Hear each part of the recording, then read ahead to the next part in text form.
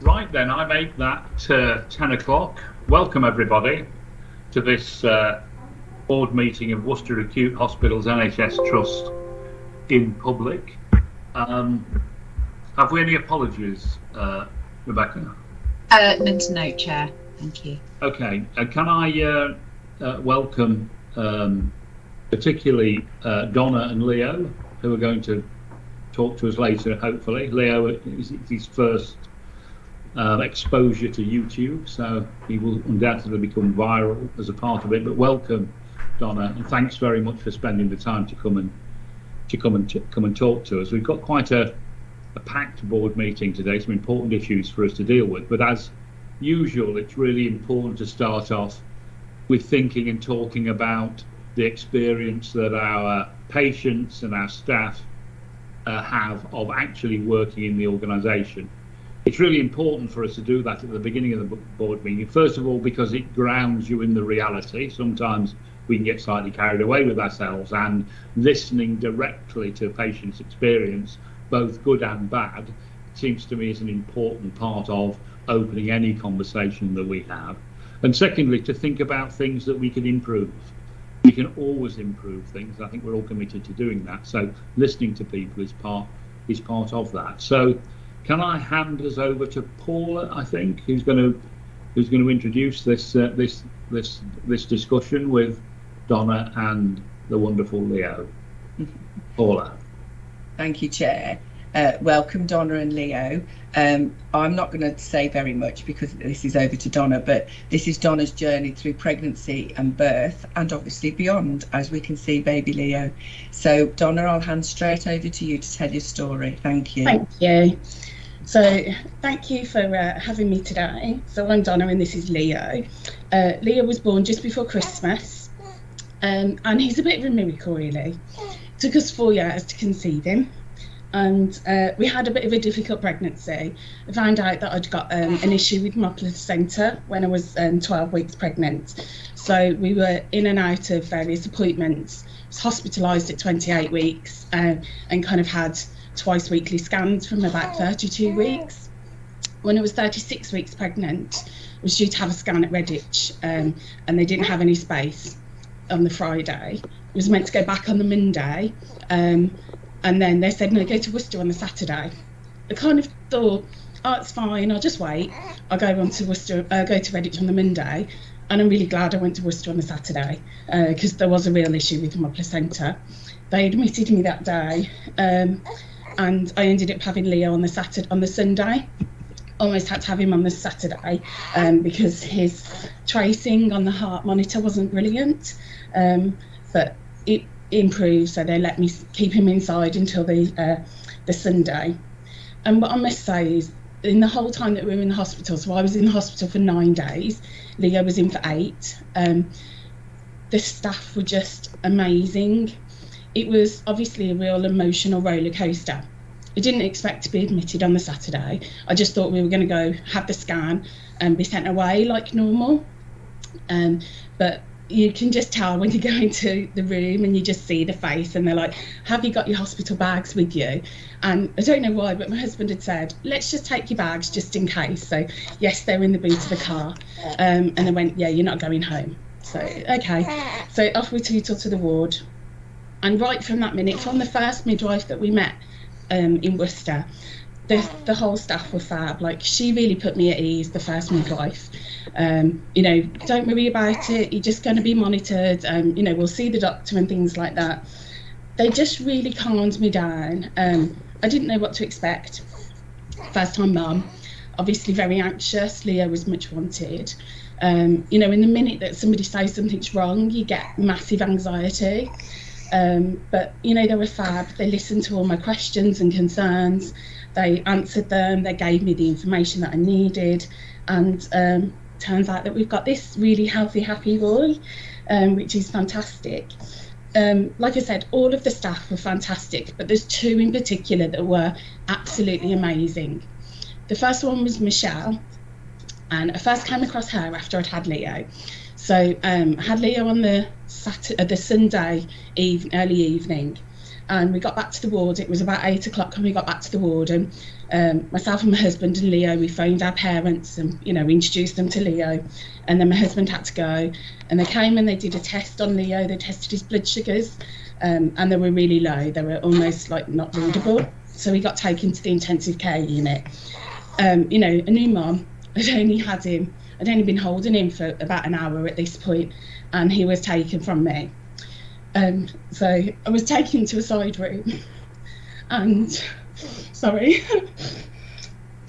Take your time, Donna. Just take your time, darling. Michelle came, and she was fantastic. She spoke to me. She gave me a bath. You know, just really looked out for me. Just gave me a hug because I was by myself.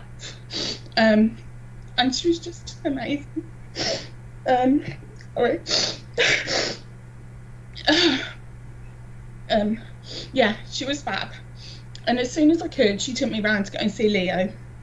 And it was nice then that I saw him, and he was settled, and the staff on intensive care were brilliant.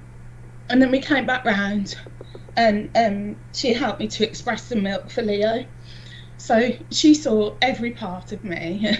You know, like I said, when you're pregnant, you leave your dignity at the door.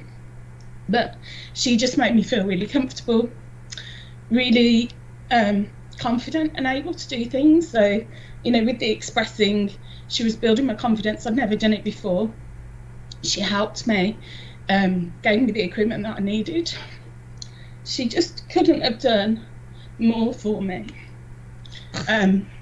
She was great. And that wasn't the first time that I saw her, or the only time, sorry, that I saw her, when we were in, and she remembered me.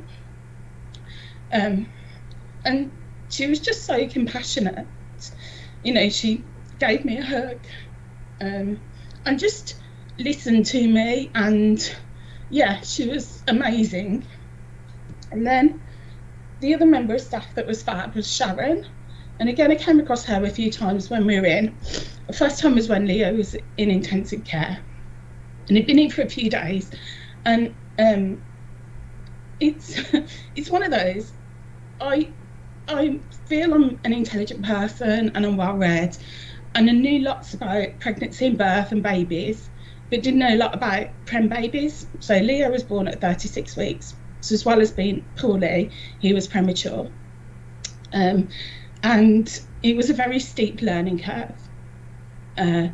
So going into intensive care and seeing all the machines and the equipment and things like that. And Sharon was fantastic. So, you know, she explained things in a way that was easy to understand, in a way that didn't make it sound scary, because he was attached to a few different machines, and, you know, he'd got a feeding tube, he'd got a drip, but, you know, she was just great. Just everything that I needed to know at that time, Sharon really helped. She was really kind to Leo, you know, as she was sorting out his monitors and things, because he's a wiggle bum, so he kept kicking the monitor off, so it kept bleeping. So she'd come in and she'd talk to him, and put it back on, and, you know, she talked to me and my husband, and she was just fab. And then the next time I came across Sharon was when we were on TCU, which is Transitional Care. So after Leo came out of the intensive care, we went to the Transitional Care. So it's just a more intense nursing space. So there was about 7 beds on the unit, and the nursing station is right in the middle of the room, rather than on the other postnatal wards.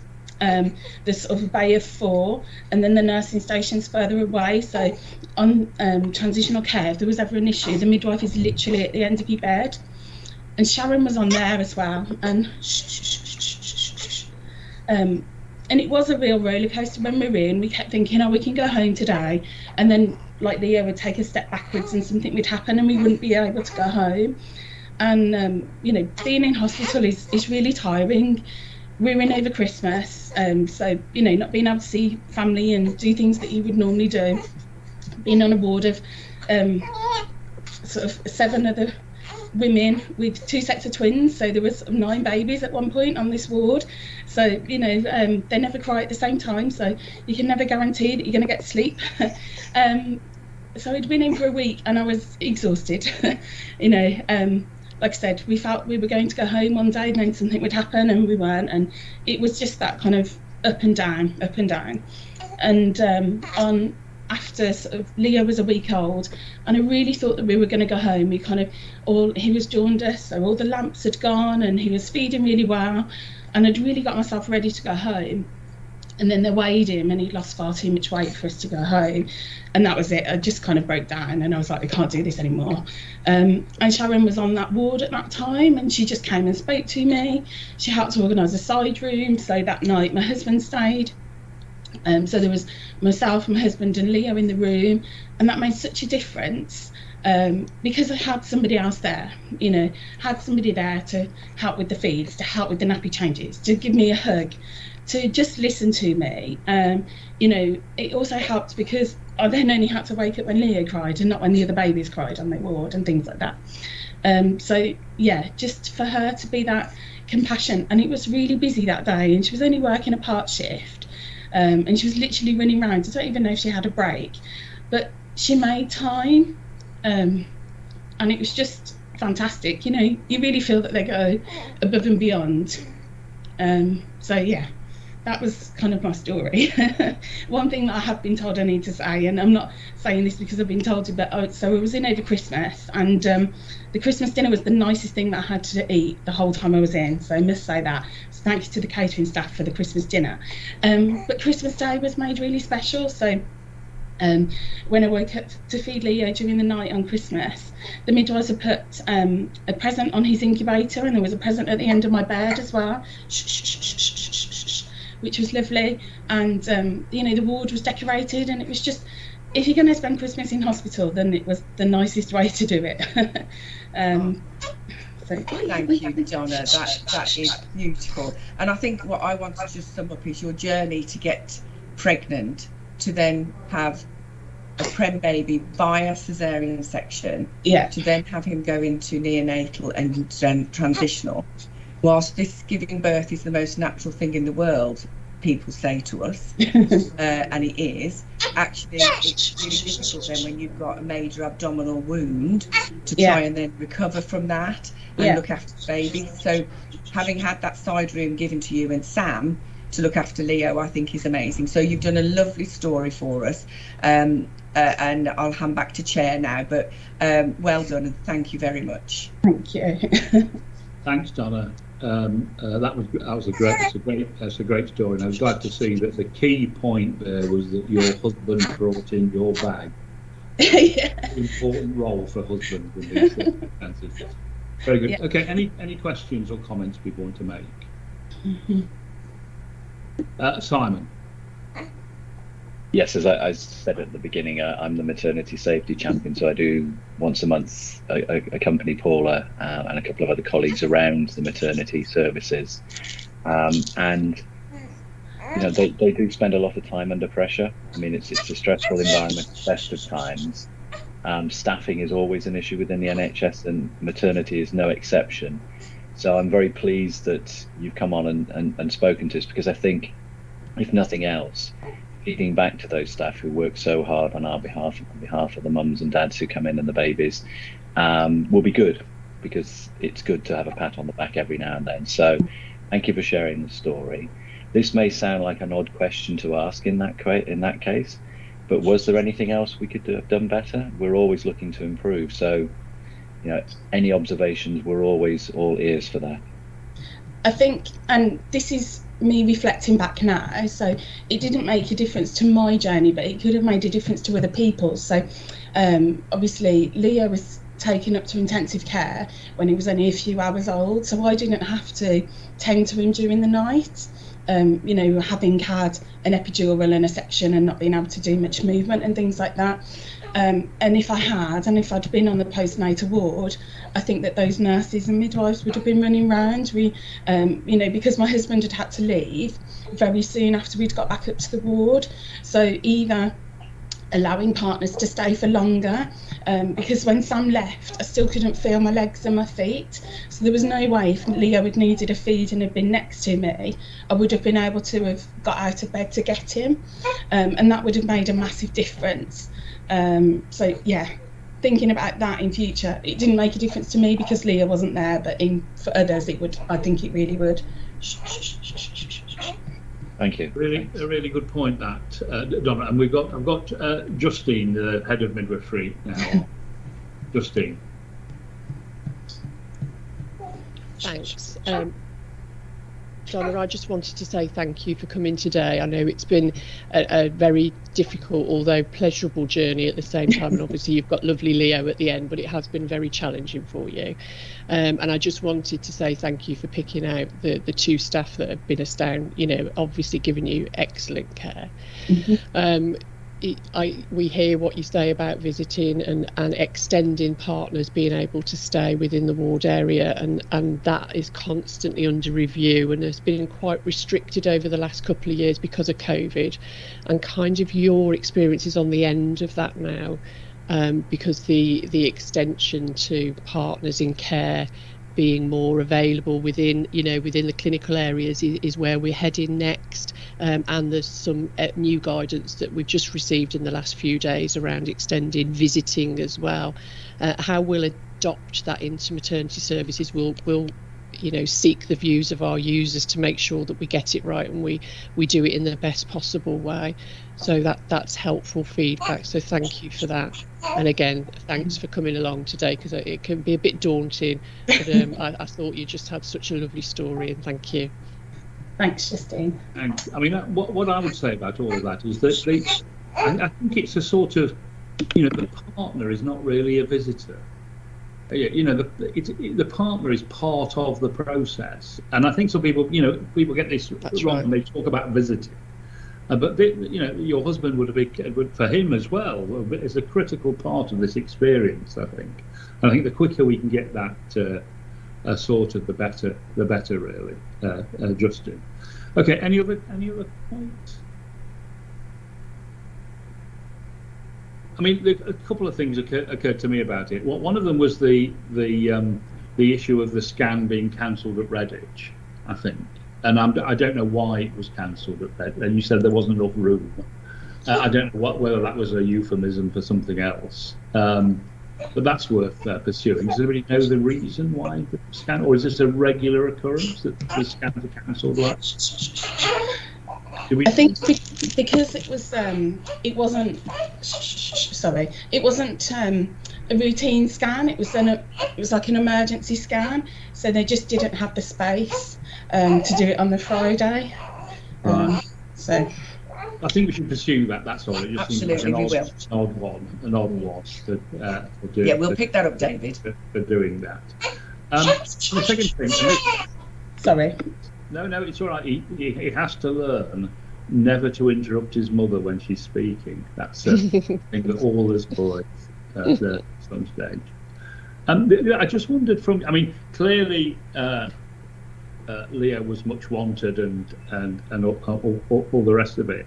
But you can hardly, watch the television or pick up a newspaper at the moment without hearing some sort of horror stories about maternity. And I just wondered how you felt going into all of that. Did that worry you, or did you kind of put that to one side, or whatever? No, I just put it to one side because I knew that Leo was. Well, I just wanted a baby, and yeah, if you read every horror story, you don't read the good things, do you? I'm a teacher and I can pick up a paper and read lots of bad things about schools, but I know that isn't what happens in every school, and that isn't even what happens the whole time in a school that's got a bad reputation. So, I think I'm quite a balanced person, and I just knew that I'd got the confidence, and so did my husband, to stand up and fight for what we knew was right and what we wanted as well. Okay. And actually, you've done something practical about that, because you come and talk to us to kind of balance the pitch. So thanks very much. Okay, well, look, thanks very much, and thanks, Leo, for being so well behaved for the last time ever. But thanks we will pass on your comments to the members of staff involved, and we will pursue the issue of partners and scans, because we want to improve and want to get better. I assume you're not shushing me, Donna, but I can perfectly understand it if you are. But thanks very much for that, and really do appreciate the time that you've taken. Now you can go and take Leo swimming or whatever. Thank you very much. Thanks everyone. Bye. Bye.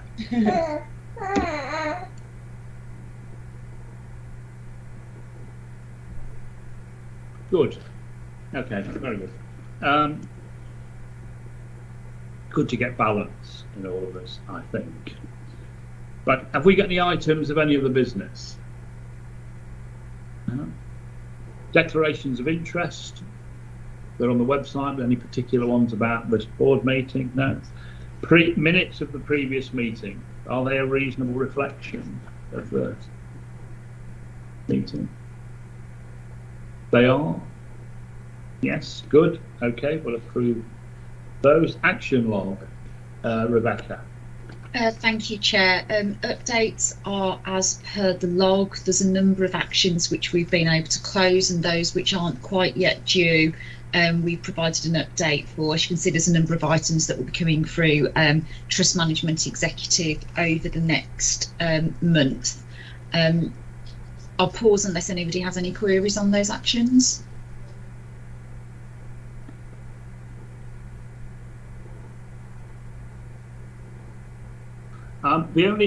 Sorry, Simon.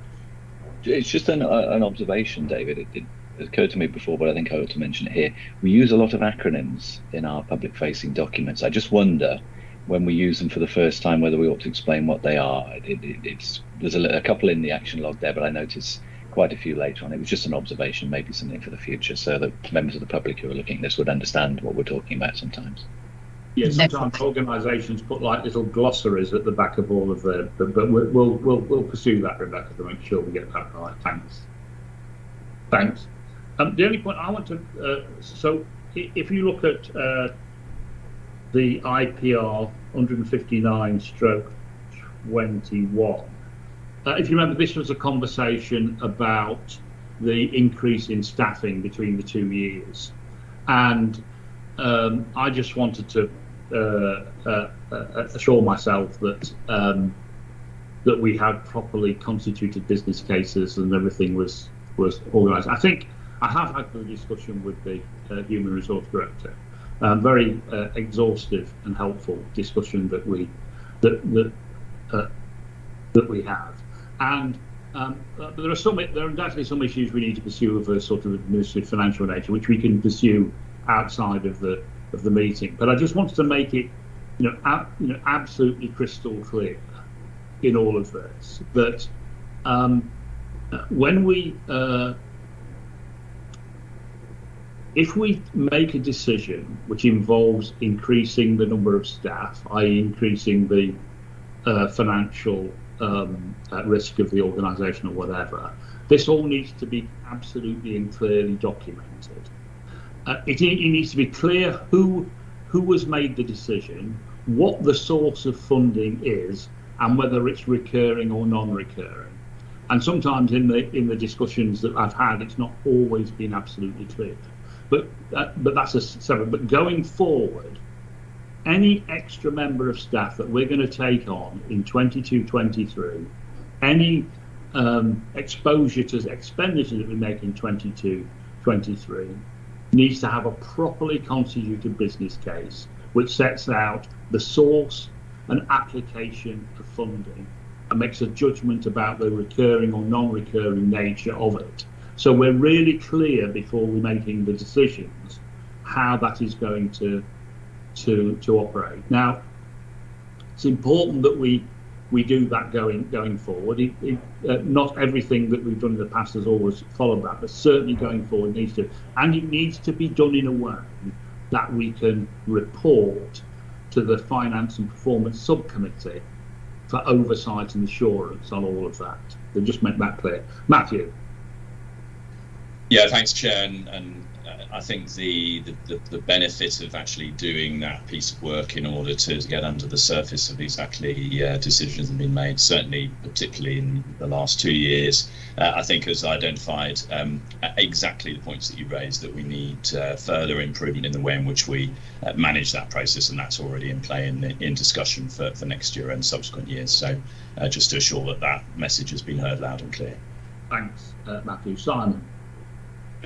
Thanks very much, David. Could I also add that when we do those business cases, that we also note the impact this will have on our agency and bank spend, because I think it's very important that if we're making substantive appointments to our overall headcount, that we are taking into account how this will reduce our agency spend as well, because that is quite a priority and a pressure for us. Absolutely, Simon. But also I would add to that and show how you're going to make sure that you actually do reduce your agent staff when you make those appointments. And it's not absolutely clear in some of the documents I've seen. Tina. And just to add to what Matthew said, I do, on reflection, when I've looked at the people and culture section of the IPR, it's not clear, we're not comparing apples with apples. So if you look at this month's, for example, we're reporting the 395 growth compared to last year, but that's just on the substantive workforce. It doesn't account the bank and agency aspect. So we need to get better at the storyboard. So I've committed to working and improving that from April onwards, David. Thank you, Tina. Okay, any other points on the action schedule? No? Okay, let's then move on to my report. I want to say a couple of things. I think it would be, wrong for me to not comment on the current position in the Ukraine, particularly given the awful news yesterday about a maternity hospital in Mariupol. We clearly, from our perspective, need to do everything that we can to support our staff who are, both any who have originally come from the Ukraine or have relatives there, to support them in any way that we can. We need to work with other healthcare organisations, and I know the integrated care system collectively wants to do something about making connections with Ukraine and supporting the various actions there. Just as an aside, we've reviewed all of our contracts, particularly in relation to energy, and I can confirm that we don't procure any gas from Gazprom and those associated arrangements, and we've also worked with NHS supply chain to ensure that that's the same for a supply chain. So it's a terrible situation, and clearly as a healthcare organisation we want to do everything that we can to support and help the people of Ukraine through all of that. The second point that I want to make is in relation to COVID Remembrance, and NHS Charities Together are hosting a national Remembrance event which will be broadcast live tomorrow at 11 to mark the second anniversary of the World Health Organization formally declaring a COVID pandemic. The event will be at the National Memorial Arboretum in Staffordshire and include a minutes of silence at 11. A really important, I think, mark of what's happened, both for the population as a whole, but also, I think, for us as an organisation. A number of our own staff died during the pandemic, and it's an opportunity for us just to reflect on what that means for them, their families, and their colleagues. Before I go into my third, any comments people want to make about any of that? No? Okay, and then the third issue is in relation to to get the right thing. I had to agree some changes on Chairman's action to a business case that was set out for our electronic patient record stuff. If you remember, we put in for a bid of £12 million to support and help us accelerate the implication of it. They wanted some changes to the business case, and in particular, I think rather helpfully, asking us to be clearer about what the non-financial benefits would be, to be clear about them. So I approved that alteration. We put which had no financial implications for us, of course. We put it in, and I can report that we were successful in that, and we have received that extra resources in order to help us accelerate that particularly important, critical actually, development for the trust. Anita. Thanks, Chair. Just on the digital care record, and I'm not sure if this is the right time to ask this question. I'm conscious that in the guidance that came out at the beginning of last month, there was an explicit comment about sharing of patient information across the system and making sure that digital systems talk to each other across system partners. Are we comfortable that our plans are going to be aligned with that? Thank you. Yes, thanks, Vicky. Thank you, Anita. Thank you, Chair. Yes, Anita, we have a shared care record in place across our ICS, and that also links with 2 other ICSs within the West Midlands region, and quite nicely follows those patient pathways that run across. So yes, we are confident. Thank you. Very good, and congratulations on getting the successful bid through, Vicky. Well done to you and your staff to make that happen. Thank you. Good news. Hooray. Right, let's then move on to the Chief Executive report. Matthew. Yeah, thank you, Chair. Thanks, Chair. Good morning, everybody. So just building on a couple of your points, really, Chair. I mean, certainly, in a few weeks' time, British summertime starts. Brighter and longer days will be upon us, but I think it's fair to say that our hospitals are still in the midst of the pandemic.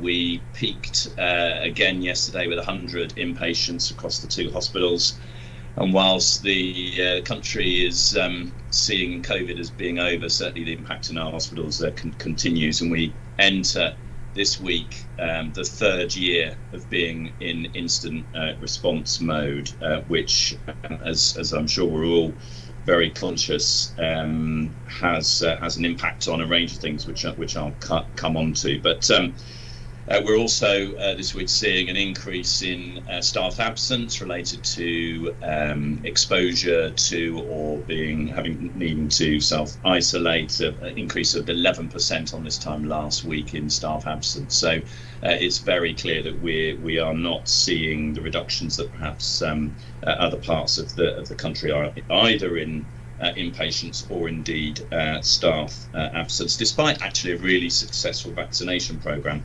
And we are with public health in the county trying to understand what the reasons might be behind our continuing high levels of COVID impact on the operational delivery in the hospitals. But having said that, as you said, Chair, there's some really positive news. We've obviously got in my report there the reference to the first floor of the oncology building having been converted into really quite nice facilities in the course of 8 weeks, handed over on time and within budget by the builders, and we're in the process of working through how best to use that facility. We've got the reference to the breast imaging centre at the Alex, and additional diagnostic capacity which is urgently needed across the county in order to help us with increasing capacity and therefore improving access to services, and also reducing waiting times, which obviously have built up over the course of the last couple of years. Referencing, Chair, your earlier point, clearly these developments come at actually potentially significant cost and need careful planning in order that we optimise the staffing position and also make sure that we become more productive by using this capacity in a sensible way. And I also toured the new emergency department this week at the Worcester Royal site and the assessment areas, and those are progressing really well and are in line with the targeted opening times.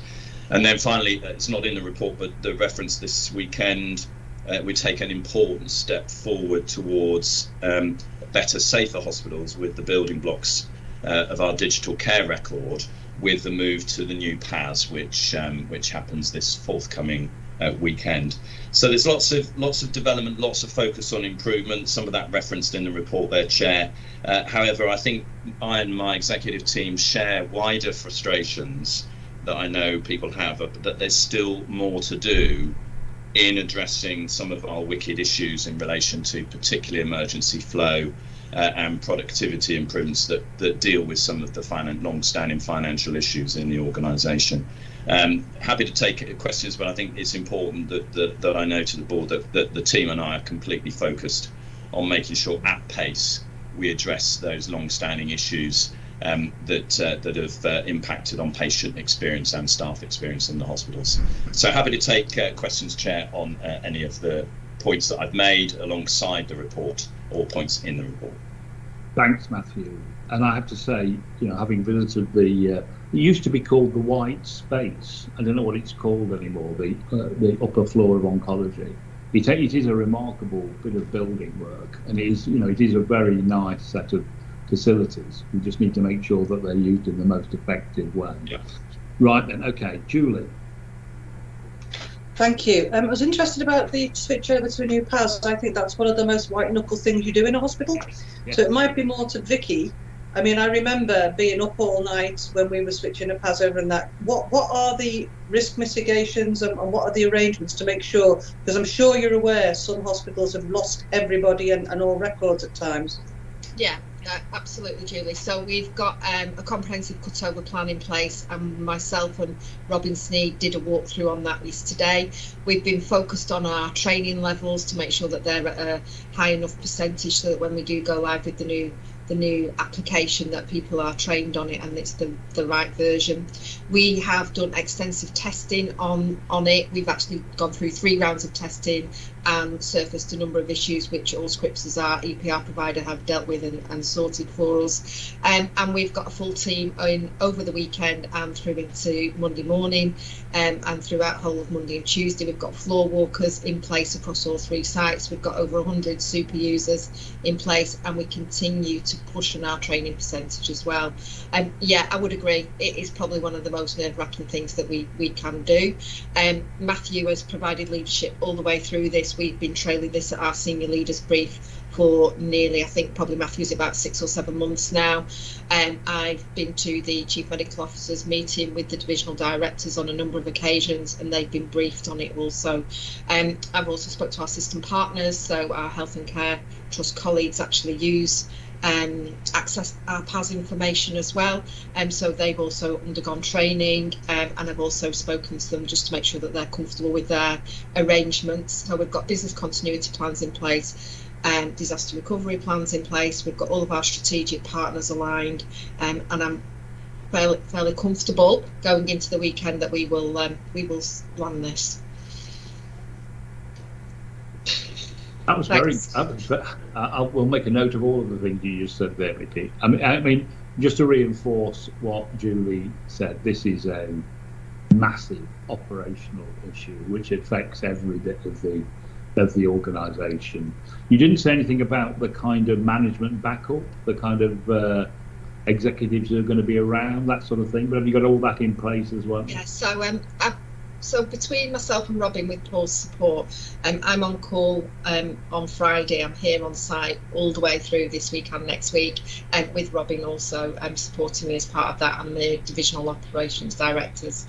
I've got my full team in and supporting me, and as we know, people from the exec team are around and will be helping as well as and when required. We've got a command centre set up also, which is being led by Oliver Keeling, who is our senior project manager and has had numerous years experiences of getting new passes into place. So we've got a seasoned, experienced veteran who's going to help us through this. Okay, thanks, Vicky. Simon.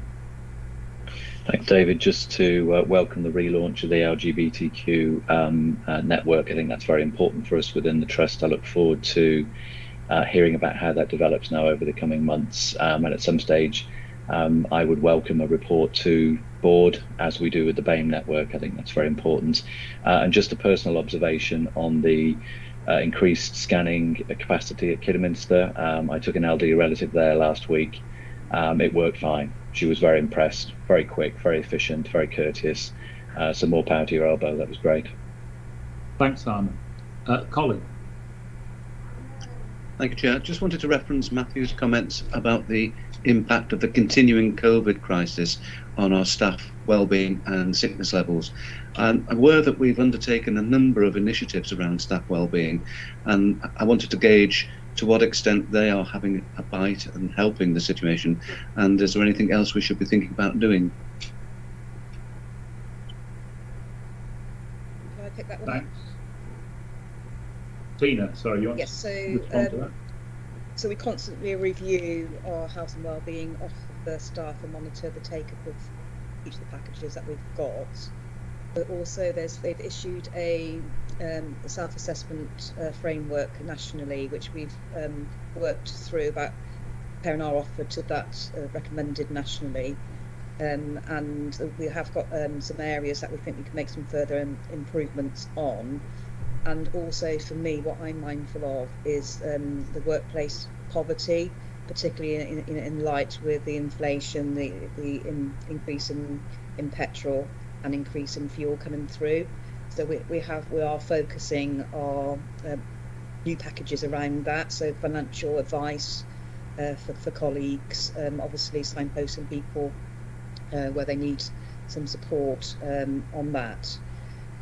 We also have identified some further need for mental health support within the organisation. So we have invested in the mental health first aiders, but we've working with the health psychology team to do some drop-in sessions for managers and staff, because I think when they've been in a incident mode for 2 years now, and then we've got relentless pressures in certain areas of the organisation, such as the emergency departments, it's really important that we do support colleagues with that element of their well-being.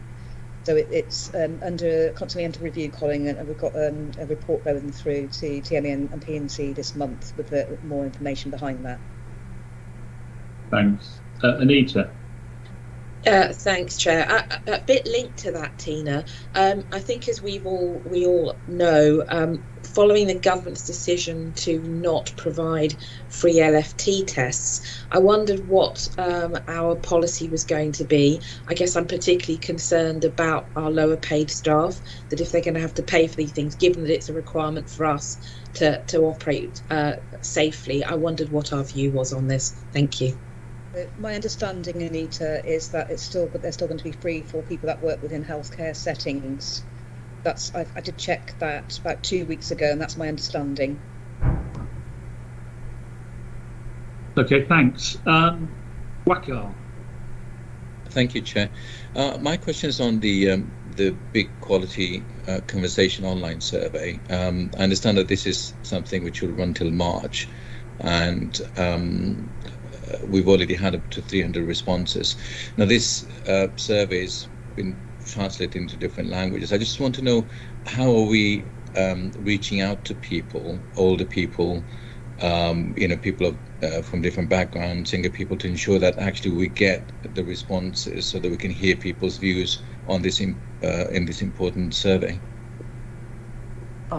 Chair, if it's all right, I'll take that as well, as Richard. Yeah.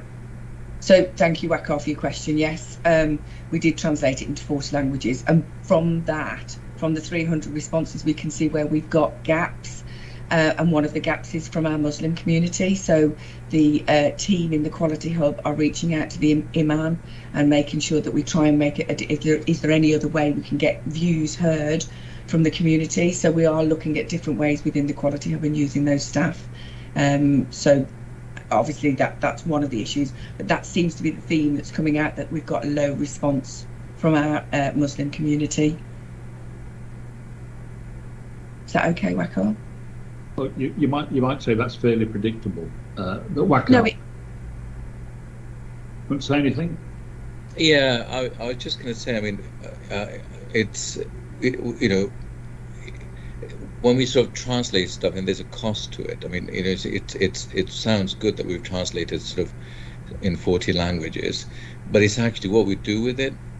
And that's the point, really, that we must, and it's not just the Muslim community. I mean, I think in Worcestershire, if you look at Kidderminster, Bromsgrove, Worcester, you've got Redditch, you've got the Pakistani, mainly Pakistani and Bangladeshi, but there's other communities as well. And we earlier, the chair was talking about, Ukraine, but there's, Eastern European communities. There are many other communities. I just wonder that, it's just that when we say 40 languages, it just sounds really good. And you look at it and think, oh, wow, we're doing what a wonderful job. But actually the response rate, we're not penetrating those communities. And I just want us to consider really, so we can actually get the views. And I'm just concerned about older people as well who may not have access to technology. This is an online survey, and how do we hearing from older people, and those people don't have access to technology. So it's over to you really, Paula, to give some consideration as to what can be done. Talking to Imam isn't really, is not, he is not going to just click a finger and everything going to be solved. I just think that we as an organisation have a responsibility to give some thought, and that's for you to take back really. Absolutely, and we will take that back, and I will get some more detail on the 300 responses and see where we are not getting the community response back in the way we'd like. So I will get that back. I mean, it's going to be really important for that report to have any legitimacy. It needs to truly reflect the population that we serve, and when we get the results, we'll need to see it, analysed in that way, so we can assure ourselves that we've actually delivered what we said we're going to deliver. So thanks for that. I've got Richard. Did you want to say something about this? I did, please, Chair. Yes. I mean, specifically to Wakar's point about reaching an older audience, we know from our research that one of the key ways of reaching older is through local. I'm struggling to hear you, Richard. Are other people? Right. Oh, I'm sorry. Let me sit forward. Speak loudly. Right. How's that? I'll come a bit closer to the laptop. That's fine. So we know that a key channel for reaching an older audience is through what I might describe as traditional local media. So with the quality team, we've got a media release ready to go, probably today, tomorrow. It's on the agenda for the meeting of the Place Comms Cell on Tuesday, to see whether we can enlist the help of our place partners using their networks to reach out as widely as possible. And we are also working with the quality team and Jackie Edwards to get some video messages that we can use through social, using colleagues from as diverse a range of backgrounds as possible to raise the profile again. I think there's always going to be more we can do to earlier discussions that we've had at board, but we have got things in place that we're going to do proactively over the next 4 or 5 working days. But as I've said, the benefit here is in the reach, and it won't be legitimate if it doesn't properly reflect our population. So whatever we do, and you need to think about all of this I'm sure you are. We need to make sure that when we do the analysis, it is reasonable. Joe, do you want to say something about this? Yeah, I suppose one of the things that I would say is that your patients walk through your hospitals all the time, and they are, can you not do more on the ground stuff and, boring paper surveys, because that will reach the older population, and they are the people walking through your hospital. Just a thought. Yes, thank you. It's not a bad thought, Joe. They do walk through our hospital. It's true. Very good. Excellent. Yeah, and I agree with you. And I think we'll take all that on board to make sure that what we get is a really good outcome. Paul. Thanks, Chair. I just wanted to go back to Anita's question, just so we're absolutely clear. We provide free LFT kits for all our staff, and if they require a subsequent PCR test, we provide that on site, and that's free to staff. And in addition to that, for all our elective patients, we have obtained a store of LFT kits that are single availability. Most packs come in 20 or 25 that you can't split. We've also obtained single item LFT tests, which we provide free to our patients as well. And we have maintained a high level of stock of LFT that we can ensure that we continue to do that throughout the year. just so we're absolutely clear, it's all secured, stock secured and provided for each staff. Thanks, Paul. Thanks, Paul. I mean, just finally on this issue about the numbers, and they are, we do stand out now as a hospital. I know because Matthew has circulated to us a note setting out all the various ways in which we're trying to get to the bottom with our public health colleagues as to what the issue actually is around Worcestershire. I think as soon as we've got some definitive answers there, we need to circulate it down to the board so that we understand the reason that we're in the place that we are. Okay, thank you very much. Thanks, Matthew. Then let's move on to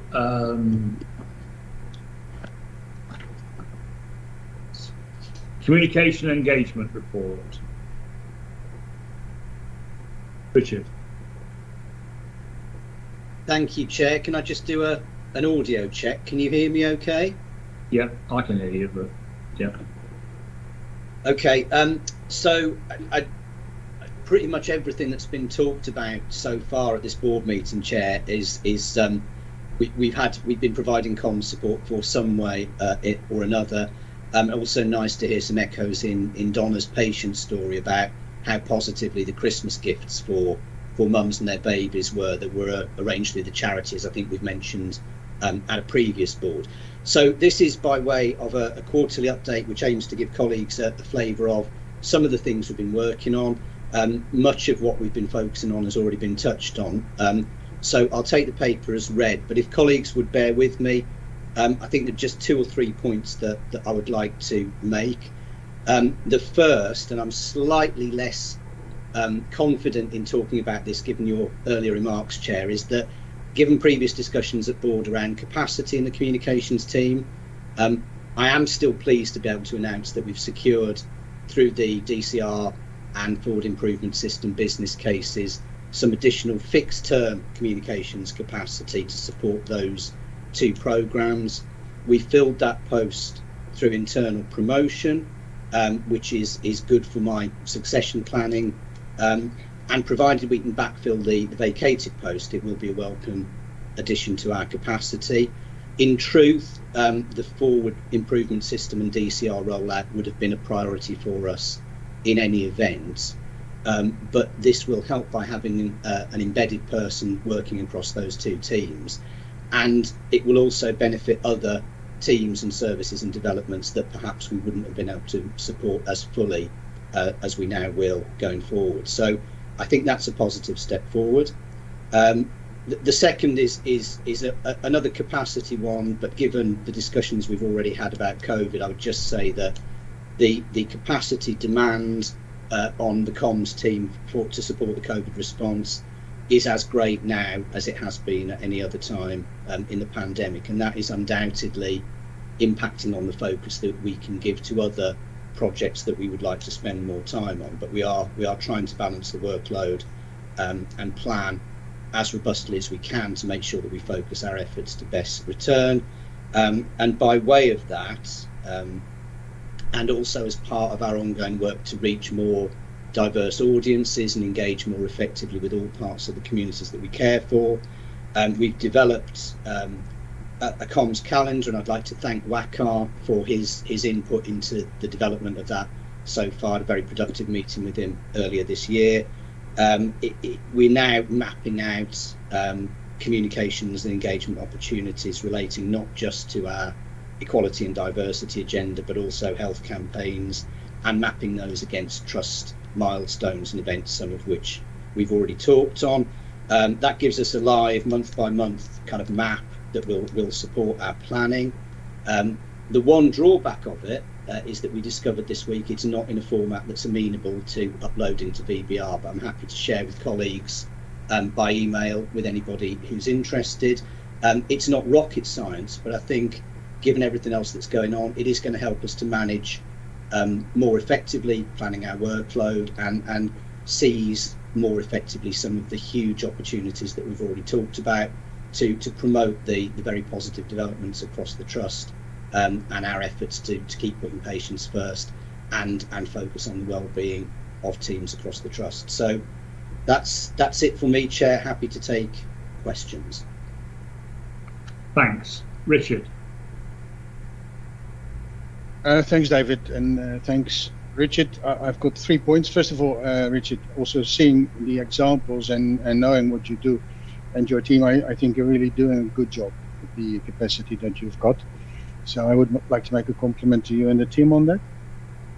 Secondly, you've already addressed this a little bit, but your increasing capacity, I think you mentioned it's going to be fixed term, right? Because those programs will end at some point in time and we don't want to incur any fixed cost after that. And then thirdly, I'm wondering what is happening on maybe combining some of the communications efforts in the system, because this seems to be an area where we can actually do more jointly and as a consequence be more effective and maybe also save some cost. Thank you, Chair. I can respond to those points in sequence if you want. So firstly, thank you for those very positive remarks, Richard. It's worth noting that the original draft of this report was 14 pages long because my team was so keen to highlight all the things that had been doing. So I had to exercise some judicious editing, but I'll feed that back to them. The comms supposed to support the forward improvement system and DCR is for a fixed term of 2 years, by which time I would hope that the DCR was well established and that the forward improvement system was making its benefits felt in a way that we would no longer need that additional capacity, and the backfill equally will be for 2 years. The interviews for that post are due to take place next week, and having looked at the field of candidates, I think I can assure board members that there will be no need to think about backfilling that post with bank or agency. So that's that. In terms of place and system, I mentioned earlier in response to WACAR, we now have the Worcestershire Place comms cell meeting monthly, which I chair, and that feeds into an ICS comms and engagement forum, which I'm a member of, which is chaired by Tom Grove, the CCG comms director. We are increasingly exploring ways of working together. One of the areas of focus, and I know Joe will be aware of this, is continuing urgent and emergency care, helping to improve public awareness of the services that are available and encouraging appropriate use. So we're taking the Health Watch report on walk-in attendances at ED to next week's meeting with input from Health Watch, and we'll be looking at how we can build on some of the joined up comms we've already done around MIU and awareness raising to do some joined up pooling of resources, sharing specialist skills and getting messages across as wide an audience as possible. Thanks, Richard. And I would commend the Health Watch report. It is really worth reading, and if people haven't read it, talk to my office and we'll get you a copy of it, because it is worth reading. Simon. Thanks very much, David. Richard, where are we with the launch of the behavioural charter, and what plans are in place, and how do you think that's going to roll out in due course? We have a comms presence on the working group around the behavioural charter, Simon. I have to say I'm not able to give board members a definitive answer to that question from a comms point of view, but I'm happy to get that and bring it back unless somebody else on the gallery can step in. Okay, so no, I mean we do have comms input to the working group, and I think there was some discussions around the content and rollout. I don't think it's very far away. Can we just for that, can we get a note round to board members as quickly as possible? I think not particularly because the non-executives are meeting themselves together at some time, and I think we'd like a copy of a note, bring it up to date for us when we met. That's all. If you do that, that'd be great. Wakar. Thank you, Chair. Richard, just want to say it's great to see the action points being followed up, and particularly the targeted advertising, which has really seemed to have worked.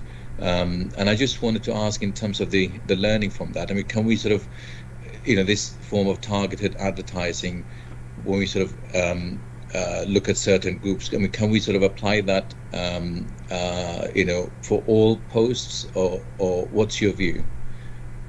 I think it's a mixed economy, Wakar. I mean, for something that would be quite far-reaching, for instance, the healthcare assistant advertising campaign, I think we would go quite broad. It's around working with the recruiting managers and the specialist teams for these specialist posts to understand where the people might be who would be interested in applying. So there isn't, sadly, a one-size-fits-all solution, much as I would like to do that. So it's very much that we take the learning from each of these campaigns and take them forward as we then meet with different teams. I think some of the targeted social media we know is very good in terms of getting quality candidates. Other programs that we've tried using identical techniques has generated high levels of interest and actually high levels of applications, but not by suitable candidates. So it's just trying to learn on a staff group by staff group basis. I think it's proving that they generally prove a positive return on investment, but they're not universally successful.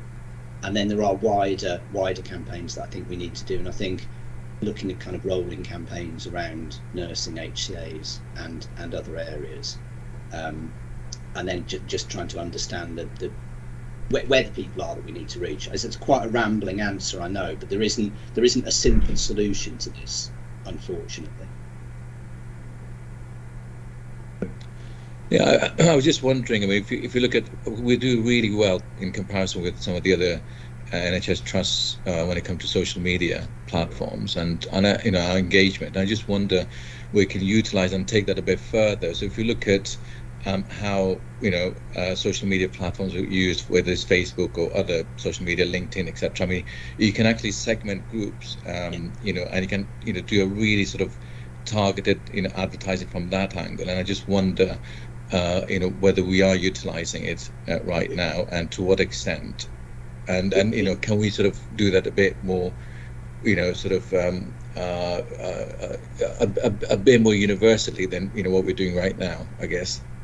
Yeah, I mean, there are some groups, for instance, where we found that targeted LinkedIn advertising has generated much more positive results than anything via Twitter or Facebook.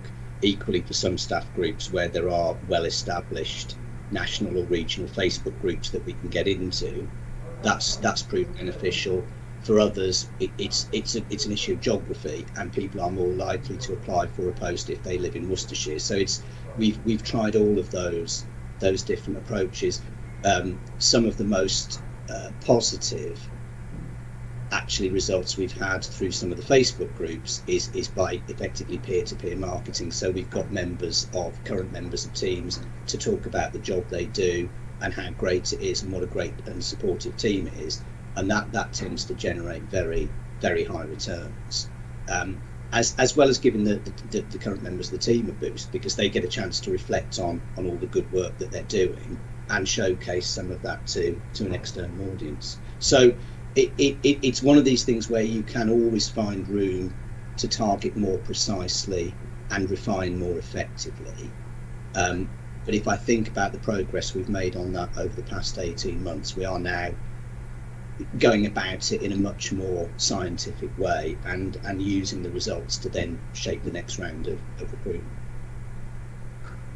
Thanks, Richard. Sorry, Tina, do you want to follow up on that? And it was the behavioural charter aspect that Wakar wanted to know about. So it's just to say that there was a delay because of wave 4, but we have set up a task and finish group, which was in line with the framework we brought through board previously on the 4 areas, so that they meet fortnightly, and we've got representation from across each of the divisions, and we've got the 4 work streams set up to take forward the development of bringing that charter to life. So it's still work in progress, but we have made some inroads from when we updated in the last board meeting. Okay, well, if we send a bit of a note around, that'd be great. Okay, right. Okay, well, thanks for that, Richard. A really good body of work here. Continuing to, I think, to do a good job for the trust overall. So I'll add my thanks to your team for the work that that they do in all of that. We all think that. Very sensible that you've both connected the extension of your team to an important strategic objective, well, two important strategic objectives: the DCR and the forward improvement, and that you've sensibly made it time limited. So thanks for all of that, Richard. And as I say, if you pass our thanks to your team, that would be fantastic. Thank you. Thanks, Chair. If I could also thank board colleagues who continue to help and support the work we do. It's just nice to work in a place where comms is appreciated and where members of the senior leadership team are so proactive in helping us. Right, very good. Well, in the spirit of let's all hug each other and love each other more, let's talk about the board assurance framework. Thank you, Chair. I present the board assurance framework. The full detail of the framework is enclosed within the reading room. I'll take the summary comments as read in respect of the changes that are articulated in the report. To confirm, our ongoing process is fully embedded. We were complimented by our internal auditors as to the efficacy of the process at Audit Committee on Tuesday, and they awarded us A-level assurance as to those arrangements. There's one escalating risk that's outside of the report that I draw to board's attention in respect of cybersecurity. As a result of the current situation, a number of reviews and assessments as to our arrangements have been undertaken, and whilst we have a number of mitigations in place, given the national infrastructure which we are ultimately part of, the risk level is proposed to increase from a 16 to a 20.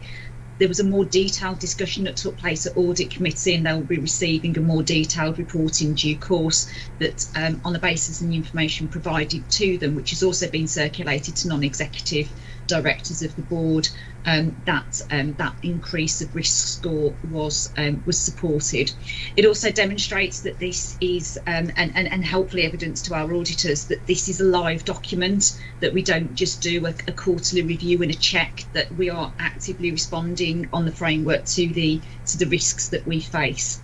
Committees have separately had oversight of their own risks. They get a tailored report so they can focus on the particular areas for their committee. I'll pause at that point in case of any questions. Thanks. Any comments, questions on that? I mean, I've got a question really for board, for subcommittee chairs really, which is this a useful document, and does it help you focus your attention, or is it, or are we in that place where it becomes a sort of routine thing that we just deal with? That's the fundamental for me this issue. Richard. David, sorry, I've been trying to raise. Sorry, Richard, go first. That's all right. My hand isn't raising for some reason. It isn't, and I haven't got an automatic thing on it to stop it, Anita. Richard.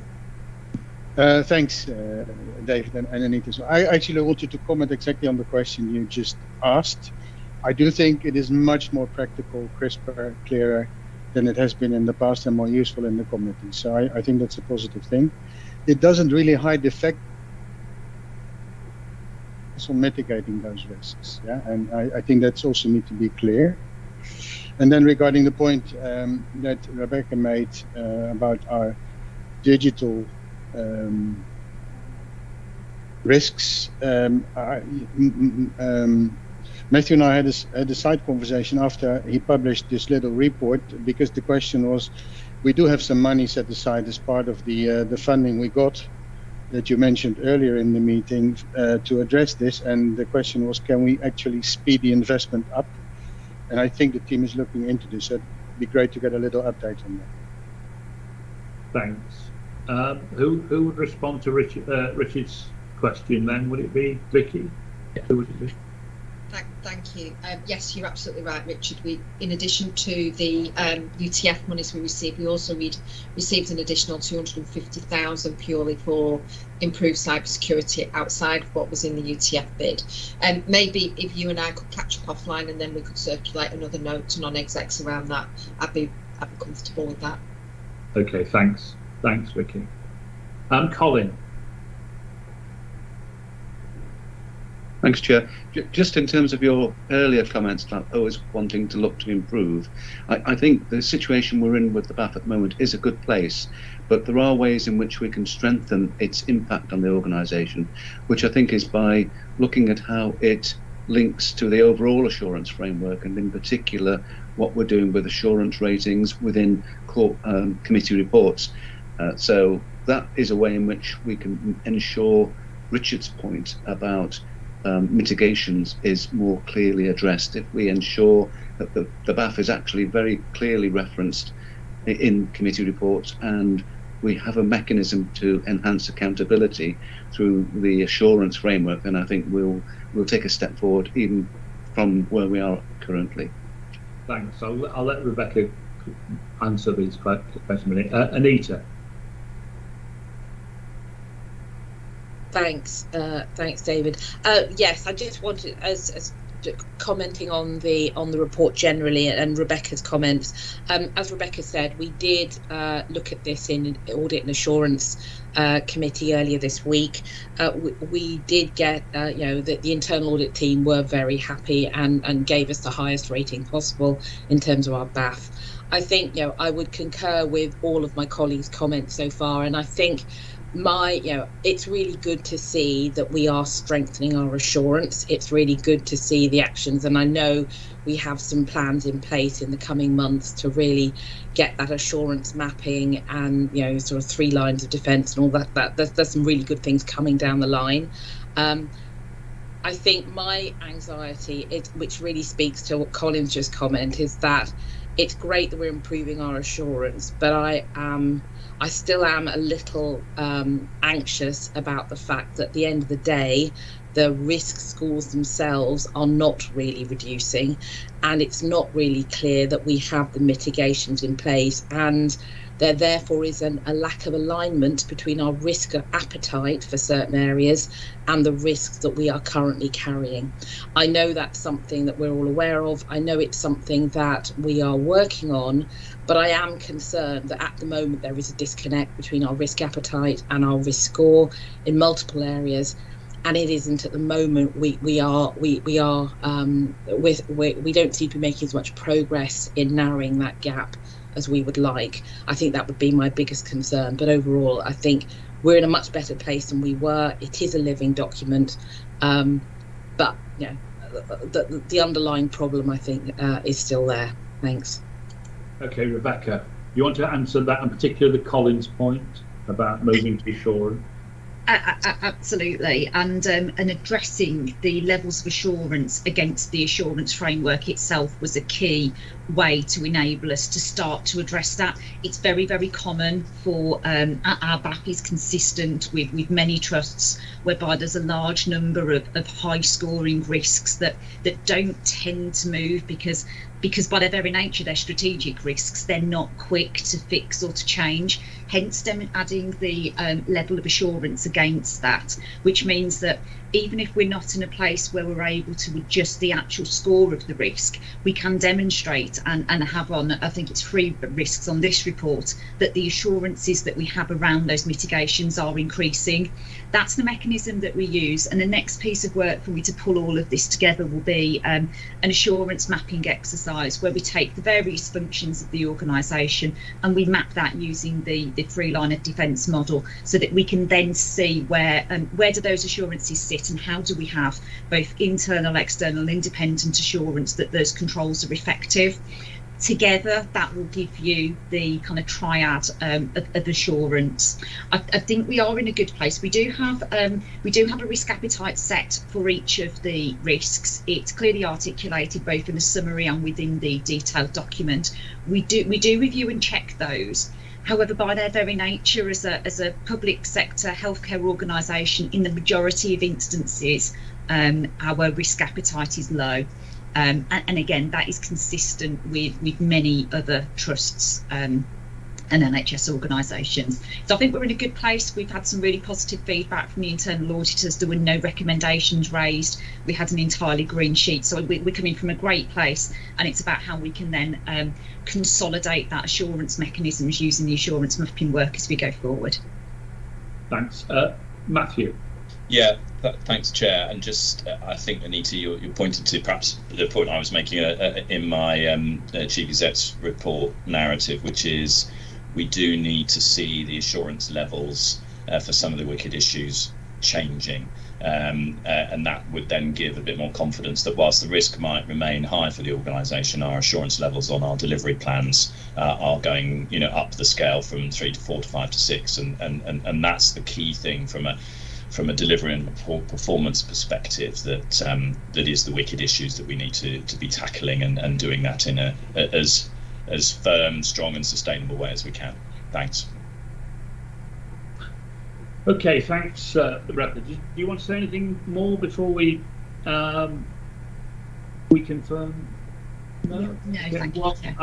We confirm the progress, I think, that's been made in terms of the BAF. I think a quick check on whether it's being used and delivered. Yes, it is. Worries, of course, about even strategic risks do change over time, and so some changing in the right direction will be helpful for me. To focus our attention on the mitigation and the kind of common sense view. If you look at this report, having essentially elective recovery and money as being the most highest seems to feel right, but so that's that. So we note it and we confirm the arrangements that you've set out. Thank you very much for that. Good. Let's now move on to the integrated performance report. Vicky. Thank you, Chair. Hi everyone. So this is the integrated performance report for January month 10. It's got an overall assurance level of 4, which is an unchanged assurance level. Just in part of the report, we've actually changed the assurance level following discussion at Finance and Performance Committee for the patient flow and capacity section, and that has moved from a level 5 to a level 4 following discussion at that committee, and you will note that within your pack. You'll also note within your pack, unfortunately as part of the conversion into the PDF, that we lost the assurance level of the infection prevention and control section within the safety part of that report, and I think it was just part of that PDF formatting, so apologies for that, Chair. It was approved at our Trust Management Executive in February, and it has been through the relevant subcommittees of the board and has been assured. In terms of our headline positions that we've referenced, we've picked up the financial position, and in there we've included a table which demonstrates why we're in that deficit position, as we talked about last month, and there's been no change to that, and Robert will come on to talk probably about that in some detail. We've picked up the people and culture section, and Tina's also referenced earlier on in the meeting the difference in the headcount position, but we also talked there around staff recruitment and the challenges around staff recruitment as we did in previous months. Emergency and urgent care, which has been a recurrent theme as we deal with the triple challenge around Omicron and increased demand for urgent care, as well as the discharge position in terms of getting our medically fit for discharge patients out into back to where they need to be. Recovery and restoration of the elective programme, including outpatients, and some good news there, I think, in terms of our RTT PTL position as well, which has seen a reduction in January following close scrutiny by Paul and the operational teams as well. The infection prevention control position, which we have touched on very briefly, but particularly around our C. diff position, RSA position. And I'll leave it there, if I may, Chair, and pass back to you. Thanks very much. Let's in the key issues identified. The first one is the financial one, and I know you're all doyens of financial positions. But could somebody just explain to me what that first bit means? Yeah, that's for me, David, I think, for sure. We have a system submission plan which says at the end of this year we will outturn at an actual of 1.9. That's what the table demonstrates on page 31. Okay, what is actually nationally reported in terms of the financial numbers that will go to the audit committee is the fact that we're taking the actuals at, as it says on there, at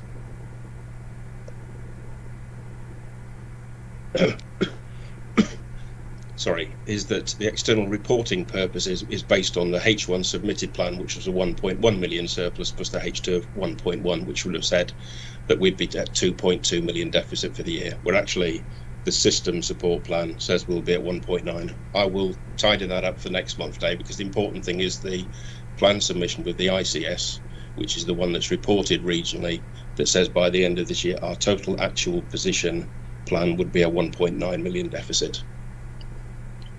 Right. It's a matter of national reporting versus the regional reporting. So basically somebody somewhere is holding two sets of books, is that right? Not two sets of books. Nationally and one to report locally. Yeah, yes.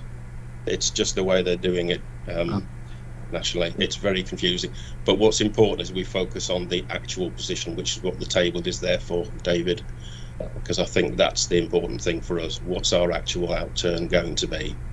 And that's, at this stage, we're saying we will have a deficit of £1.9 million. That was what we'd said at H2. There was a number of challenges you will or may recall from H2 in that the Trust's deficit plan was higher than that, and we have received local support non-recurrently, okay, to the tune of about £10 million. So that's a challenge that we have to address going into 22-23. But the outturn that we expected to be at was £1.9 million as per the table on page 31. We knew at the time also that as we were submitting the plan, there were issues. Sorry, I've got a helicopter going overhead. Yes, same helicopter. Sorry, same one as you've got, David. It's the regional director of finance dropping in with bags of money. Yeah, it is actually. Yeah, it is the ambulance one, the air ambulance. Just going past. Thank you, David. What we had also picked up at the time, there was an intent that the CCGs would be actually paying for the independent sector work that we were taking on board, and that's been an ongoing discussion because this was a planning variance and risk at the time. We had hoped to offset that with additional ERF funding as a mitigation. Unfortunately, we haven't done enough work to be able to generate any ERF, and we've got no ERF in H2 for this period. What we've then, of course, seen is a number of other things that have changed. We've had considerable extra activity through our urgent and emergency care, and obviously work going onwards with both SDEC and with the CAU, and we have seen, against what we expected to be the number of hours whole-time equivalent worked, has actually increased quite considerably over the last 4 months compared to where the baseline was in September. That is part covering the continued COVID pandemic work and the need for us to be backfilling with bank and agency or additional staffing, particularly, as I said, in urgent care and SDEC. We've also seen some increase in staffing within specialty medicine above and beyond what we thought they would do, which is a good thing because they've got the staffing that needed, but it's above where we thought they would be in terms of our H2 plan. So that's a key issue as well there in terms of COVID support and absenteeism backfill. We have pleased to announce there that we've secured additional training and education income, and we've also been making sure that as we go through over the last few months to pull out wherever possible any savings that are coming up from any other areas mitigation, which is broadly the £1 million. We still have a risk, of course, because when we did H2 we knew nothing about the white space that we've had a discussion on earlier. And we know that since then, we've been asked to complete the white space in terms of opening it up so that we can use it as a facility. However, there are running costs that are not part of the capital programme, which has been given to us, that have yet to be assessed. And what we've done is put those into this position because until we've got some certainty that there will be additional funding, it is us, unfortunately, that will pick up the revenue consequences of that. So the outturn at this stage says, and consistent with what we said last month, is that we're likely to outturn at 4.3 million deficit against rather than the 1.9 we'd hoped. What we are looking at, though, is all of our balance sheet areas, fixed assets, to see if there's any other things we can do over the last 2 months to mitigate this, because unless we get some more support from our system colleagues, and I have ongoing discussions with the acting ICB Chief Finance Officer to try and see whether they can and will support us for both, particularly the 1.8 million of the independent sector, which was a planning variance, and the CAU, which is a new cost to us as a system as well as us as a trust. If we were to get those, that would actually take us back to our plan. So ongoing discussions. Okay, thanks, Robert. Any comments, questions on that? Richard. It's partially repetition of what we also put in the board report, of course, and I understand, Robert, everything that you have said. I would not recommend to look at balance sheet positions, because fundamentally that's just bookkeeping and it doesn't really change the underlying issue that we've got. Understand the income challenges, and of course everything we can do to increase our income would be a good thing for our financial position. But from a management perspective, I'd really focus on the decreasing run rate, the overspend on some of our employee and bank and agency costs, the lack of progress that we see in the productivity increase. And so when you look at our business cases, and Matthew and David have referred to this at the start of the meeting, we've approved a whole set of business cases in the past 2 years, which have led to the increase in run rate that we see, but we don't see really the benefits realized. And so I think when we think about what we can still do for this year, but in particular for setting up for next year, those are really the areas to focus on. And yes, do everything else you can on the income side and the bookkeeping side, but fundamentally those are the things that are going to move the dial going forward. Yeah. Good point. Any other points about this before I move on? I mean, it just seems to me that that Richard is absolutely right. The focus here has to be on run rate. That's the real, and you can fiddle in the medium term with some stuff, but actually it's run rate that really it's all about. So can I just confirm? Have we given up on the 1.8 million for the SIS sector thing and the 500,000 for clinical assessment? Not. Sorry, Matthew's got a hand up. I'm just saying no. Right, Matthew and I both having ongoing discussions. Well, we need to get there, don't we? I mean, not least of all the clinical assessment unit, because that's not a theoretical amount.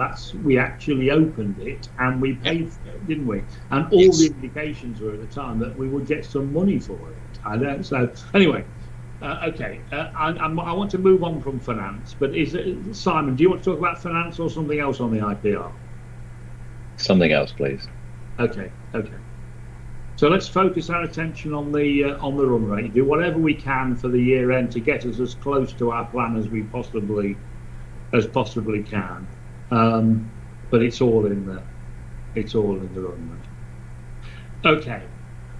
Let's then move on to Simon. Just wondered if there could be any comments on what we are doing specifically within our own control to speed up the pathway of discharge.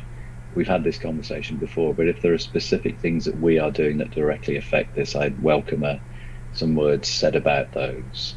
And then also, where are we now positioning ourselves with the Integrated Care Board? I know it's in shadow form at the moment, to ensure that this is one of their priorities and that they are able to help us with the ongoing conversations we're having with partners about how we resolve essentially some of the blockages we have about the flow out of the hospitals. Thanks. Matthew, do you want to talk about this? Yeah, thanks, Chair. So on the second point, Simon, I think the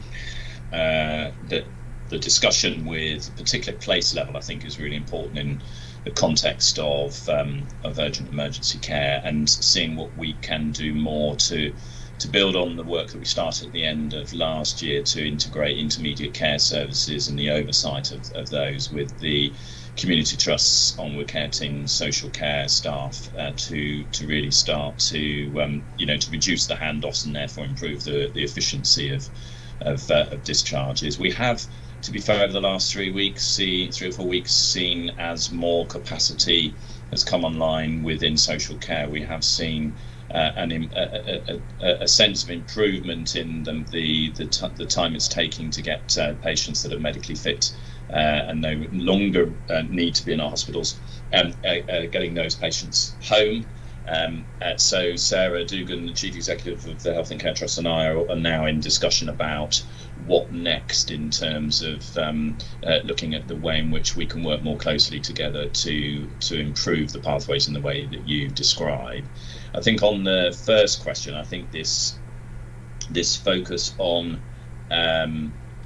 what we can do, and Paula may want to comment on this, the key areas for us and the difference between the way in which the Alex site is able to cope with their increase in demand versus the Worcester site is very much about the time of day that patients are discharged and the processes that are going into how the site management team and the matrons are able to manage flow through the Alex site. And we're looking at how we can replicate that on the Worcester site, because the data is quite clear that there are 3 peaks of patient discharges every day across both sites, but the peaks at the Alex are earlier in the day and the peaks at the Worcester site are later in the day. And that's the key piece that we're looking at with the divisional directors, to make sure that the bed availability is more closely aligned to the demand that comes through the emergency department.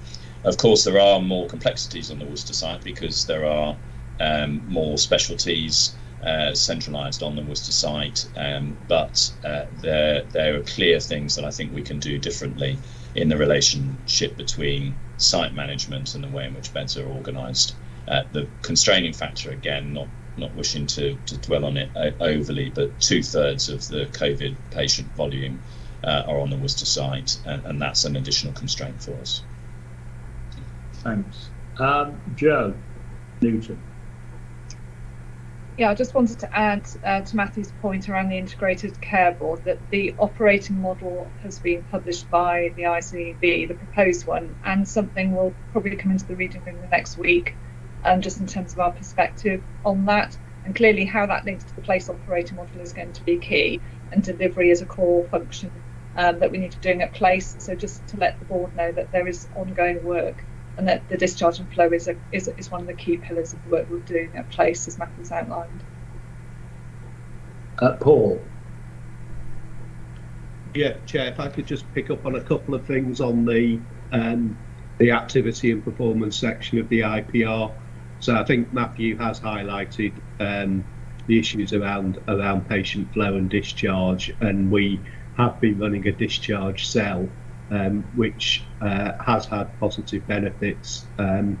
Paula and myself originally attended those, but due to the timings, Paula and myself had to drop out, but both of us are looking at rescheduling that for the Worcester site so that we can both return to that, with the focus on getting those earlier discharges, particularly before 12, but also before 4 o'clock, when we have the second peak of ambulances arriving on the Worcester site in particular, because at the moment we have improved. We're now getting around about 80% of discharges before 6 p.m, whereas before that figure of 80% was around 7:30. But we're looking to try and get that 80% by 4 p.m. And around about 30% by 12 noon. And I think the discharge cell and the integration with the onward care team is key to achieving that. The other couple of points I just want to raise is that, as you can see in the report, on the elective side, at the end of January, we were above plan for procedures, new outpatients and follow-ups. And although not in the report, I can confirm, based on the position where we are today, we expect to be above plan at the year end, at the end of March. The waiting list overall, as shown, has dropped from a high of just under 58,000 to 56,700, and we will achieve by the end of March our target for the overall size of the waiting list with the reduction required. On the diagnostics, the waiting list now has dropped from a high of just under 14,200 to 10,800, and again, I can confirm by the end of the year we will achieve our reduction in the waiting list size. I think the other thing I'd just point out, a key focus has been on long waiters, the 104-week plus. We were at 1,328, of which 355 of those were orthodontics. So a net position of 363, as everyone, both nationally and regionally, had accepted that orthodontics is a special case, and I can confirm that 963, the number excluding orthodontics, has dropped now to 212, and of those 212 we've already got a further 82 dated, and we're still focused on getting the non-orthodontic number to 0.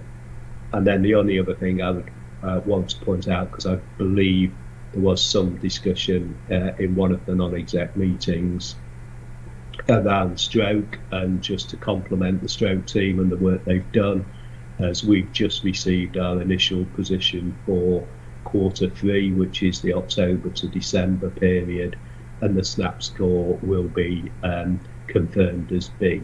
So we have gone from D in Q1 to C in Q2, and Q3 will be B. Thanks, Paul. There is a whole series of issues there, but I'm sure we'll come back to them. I've got Paula next.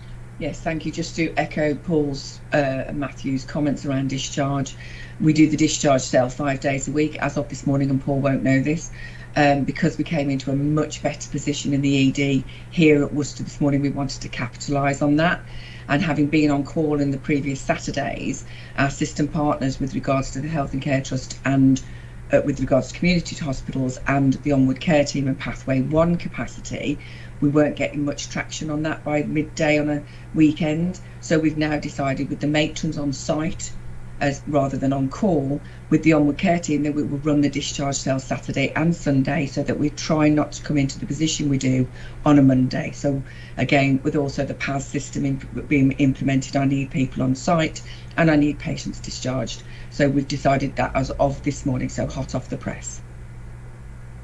Thanks, Paula. Colin. Thanks, Chair. I'd like to ask for a bit further information around some of the comments that are under the heading of Operational Performance Cancer. There's reference to improving the way in which referrals come into the organisation, and looking at the way in which the booking rules are applied. So I wanted to get a feel, are these big changes? Are they going to have an impact, or is this more operational? So there are some we've had a significant increase in referrals on our 2-week wait pathway, and we're in discussion with GP colleagues around that, because what we've identified is that although there is a significant increase in referrals, there is no increase in the number of confirmed cancer cases.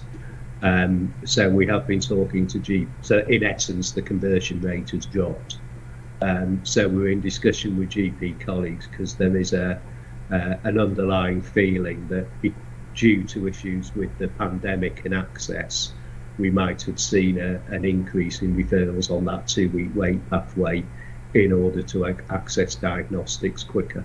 So it's not a technical issue, it's how we interplay with GP colleagues. Okay, Anita. Thanks, Chair. Just a couple of questions. First of all, in terms of the sort of the patient flow performance and ED in particular, I think I noticed somewhere in the pack that there seemed to be a bit of a negative trend in terms of the time taken for specialty review, and I wondered whether, in your view, what was behind that, and whether that was having an impact in our ability to get people through ED. My second question was going back to elective waiting lists, and I mean, as you've pointed out, of our very long waiters. Now a significant proportion relate to orthodontics. I appreciate that's a special case, but those are also patients who must be in distress and whose quality of life is not good. As a system, what are we doing to resolve that problem of orthodontics? Thanks. So in relation to the first point, it is the specialty review has declined, but I don't think it's not so much the review, it's more getting patients out of the emergency department, and that's what our focus is in the next piece of work that we're doing that we'll touch on later around the white space, the so-called white space, and how we may use the capacity that's available to us.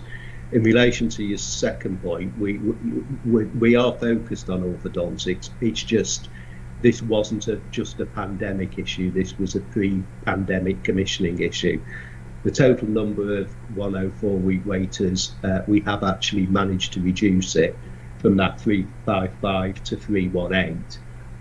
And it is recognised it's not just an ICS or Worcestershire system issue, it's a regional issue.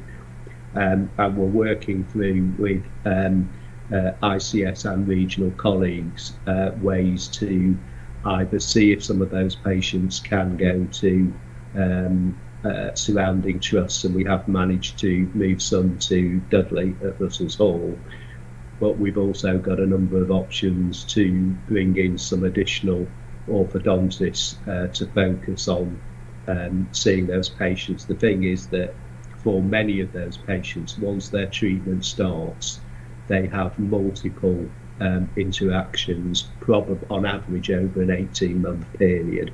So it's not only being able to see them in the first instance, it's also having the capacity to continue their treatment for that period. But we are working through how we can address that, and we still have to live with the national target that all of those patients will need to have been seen by the end of June this year. Okay, thanks. Wakar. Thank you, Chair. Can I just ask questions around two sections, really? One is care that is safe, and it's particularly in relation to sepsis, 6 bundle. We seem to be way off target. I mean, our target is 90%. Performance at the moment is around 58%.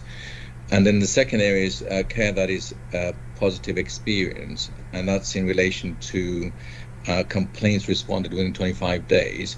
Our target is 80%, but we are doing 60% at the moment. Can I just ask in terms of what actions we're taking to ensure that we meet our targets? That's my first question in both areas. And second thing is, I mean, there's percentages there, but it doesn't make sense to me. What's the actual number of complaints that we get per quarter that we need to respond to within 25 days? Thanks. Paula, do you want to talk about complaints? Yes, I will. Thank you, Chair. And thank you, Wakar. So you're absolutely correct. Obviously, our response rate within the 25 working days has breached its target. That is down to operational pressures with the clinical teams having to do that detailed response. Then that comes through to me to QA and then through to Matthew to sign off. So we are working with certain divisions about how we can increase the response rate and what support they need through their governance teams. I'm just trying to search for the actual complaints per month or per quarter. I haven't got that to hand, Wakar, but I will find that and put it in the chat for you. Hope that helps. Is our expectation, Paula, that that position is going to improve by the time we get to talk about this next? Yes, absolutely. We are working with the divisions to make sure that does improve, and then obviously that from a corporate perspective we don't delay that as well. Okay, and then on sepsis, Graham, I saw your hand up a bit ago. Then disappeared. Are you there, Graham? Yes, I'm here. Yeah, Sir David. Yeah. Nice to see you, Graham. Thank you. In terms of sepsis, obviously the sepsis 6 bundle is divided up into 6 different components, 3 of which are interventions, 3 of which are monitoring. A lot of the difficulties had with capturing the information about sepsis 6 is that We haven't been able to get the detail in terms of why a certain decision was made to perhaps not put a urinary catheter in, for example, but that would still count as being part of the Sepsis 6 bundle. So in terms of the overall very poor figure of 56, part of that is actually being able to capture that information, and we put a new form sheet into the medical record to be able to try and improve on capturing that. But also, I think we've got to remember that the main features of the Sepsis 6 that are going to make the most difference are those of the interventions, in particular giving antibiotics within the hour. And on that particular component of the Sepsis 6, we're achieving that. In addition to that, when you compare this to our mortality figures, there's no issue as far as we can see. We're not having any excess deaths as a result of this not being able to demonstrate that we are achieving the Sepsis 6 standard. So in terms of the reality, we're not seeing an issue with this, although we're not being able to capture that data. So while it's not particularly comfortable to say we're less than 60% on a 90% standard, the reality is that it's not making any difference. This is a data capture. Thank you. Richard? Well, two things, but also to confirm Graham's words, this is a topic in the QGC almost every time, and this relationship between mortality is really the key thing why we've allowed this to go on, although in the end it's not acceptable, of course. Two things. One, maybe Paula, you can say something about the increasing amount of infection issues, because I do think that's an important topic to address in this board meeting. And the next topic is more related to the people and culture side of the report. And I just quote, says work continues under the best people program to reduce our reliance on temporary workforce. And that's an interesting statement. The problem, of course, is we don't really see the effects, which is one of the causes of our financial situation. So can someone comment on what is that real progress that we're making? What are the problems we're facing and what are we doing about it? Thanks. Thanks, Richard. Tina?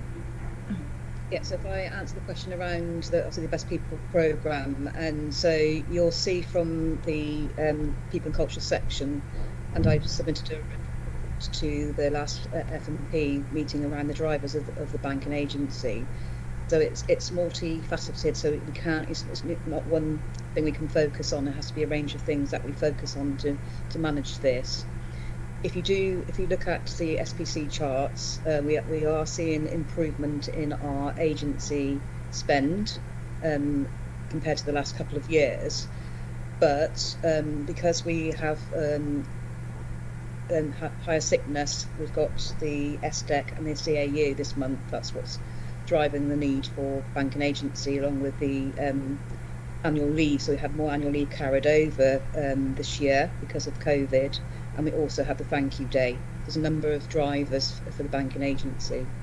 So what we've done around the Best People programme is to set up 6 work streams to make sure that we are got this multifaceted approach to it. It's around, so that one of the main work streams is the recruitment. So what we are not doing at the moment is having as much success with our substantive recruitment. So we're having to rely on bank and agency staff, which are more expensive.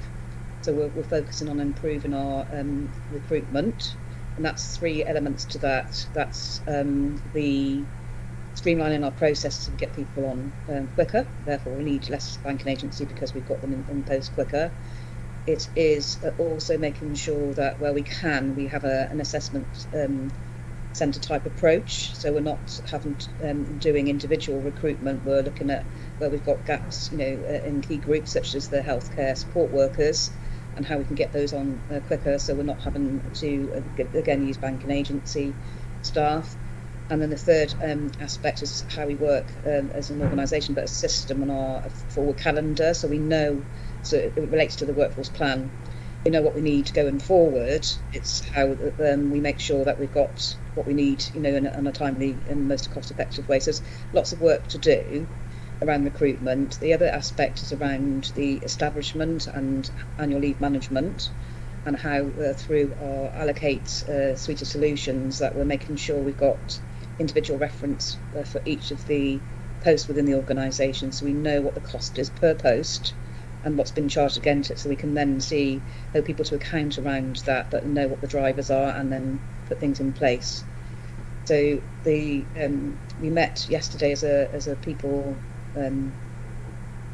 programme board yesterday to talk through some of the programmes we've got in track, and so we've got the nursing and midwifery that set up a number of actions to reduce bank and agency in their areas, and we've identified 3 key work streams to do that. So I'm working with Paul on that. We've got the medical work stream as well to focus on how we reduce our bank and agency reliance for medical workforce, and then we've got a governance work stream that's looking at how we further improve our controls.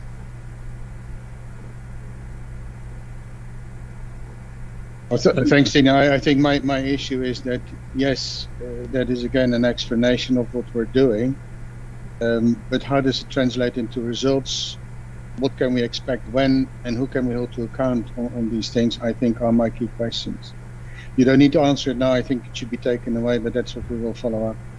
Yeah, that's fine. And yeah, okay. Matthew. Yeah, just to add, I mean, Richard, I chair the Best People Programme Board, and one of the things that we talked about yesterday was that the headline outcome that we're trying to do is reduce the percentage of agency and bank as percentage of total payroll. That there hasn't been visibility on that figure, and actually that has improved. So we're reporting things that I don't think are actually answering the exam question, which was our reflection yesterday. So part of what we need to do is to actually get a much clearer set of objectives and outcomes for what we're doing around agency spend, because whilst it's included in the finance report in terms of the reasons why in the last quarter we might have seen an increase overall over the last 2 years, the percentage of temporary staff as per percentage of total pay spend has gone down, and that's a key indicator for us as an organisation in relation to the payroll. So a refresh of the outcomes and the objectives of that programme in the way that Tina said, but much more focus on reporting the answer to the exam question rather than the process. Okay, thanks. I'm conscious of the... Oh, sorry, Paula. Well, I think Richard wanted a quick overview on the infection control numbers. Oh, right, sorry, yes. So I'll talk about COVID first and then C. diff. So COVID numbers as stands is 97 inpatients today. 28 of those are healthcare acquired infections, which is over the 3 days, and we swab on day 0 and day 3, 5, 7, 9 and 15.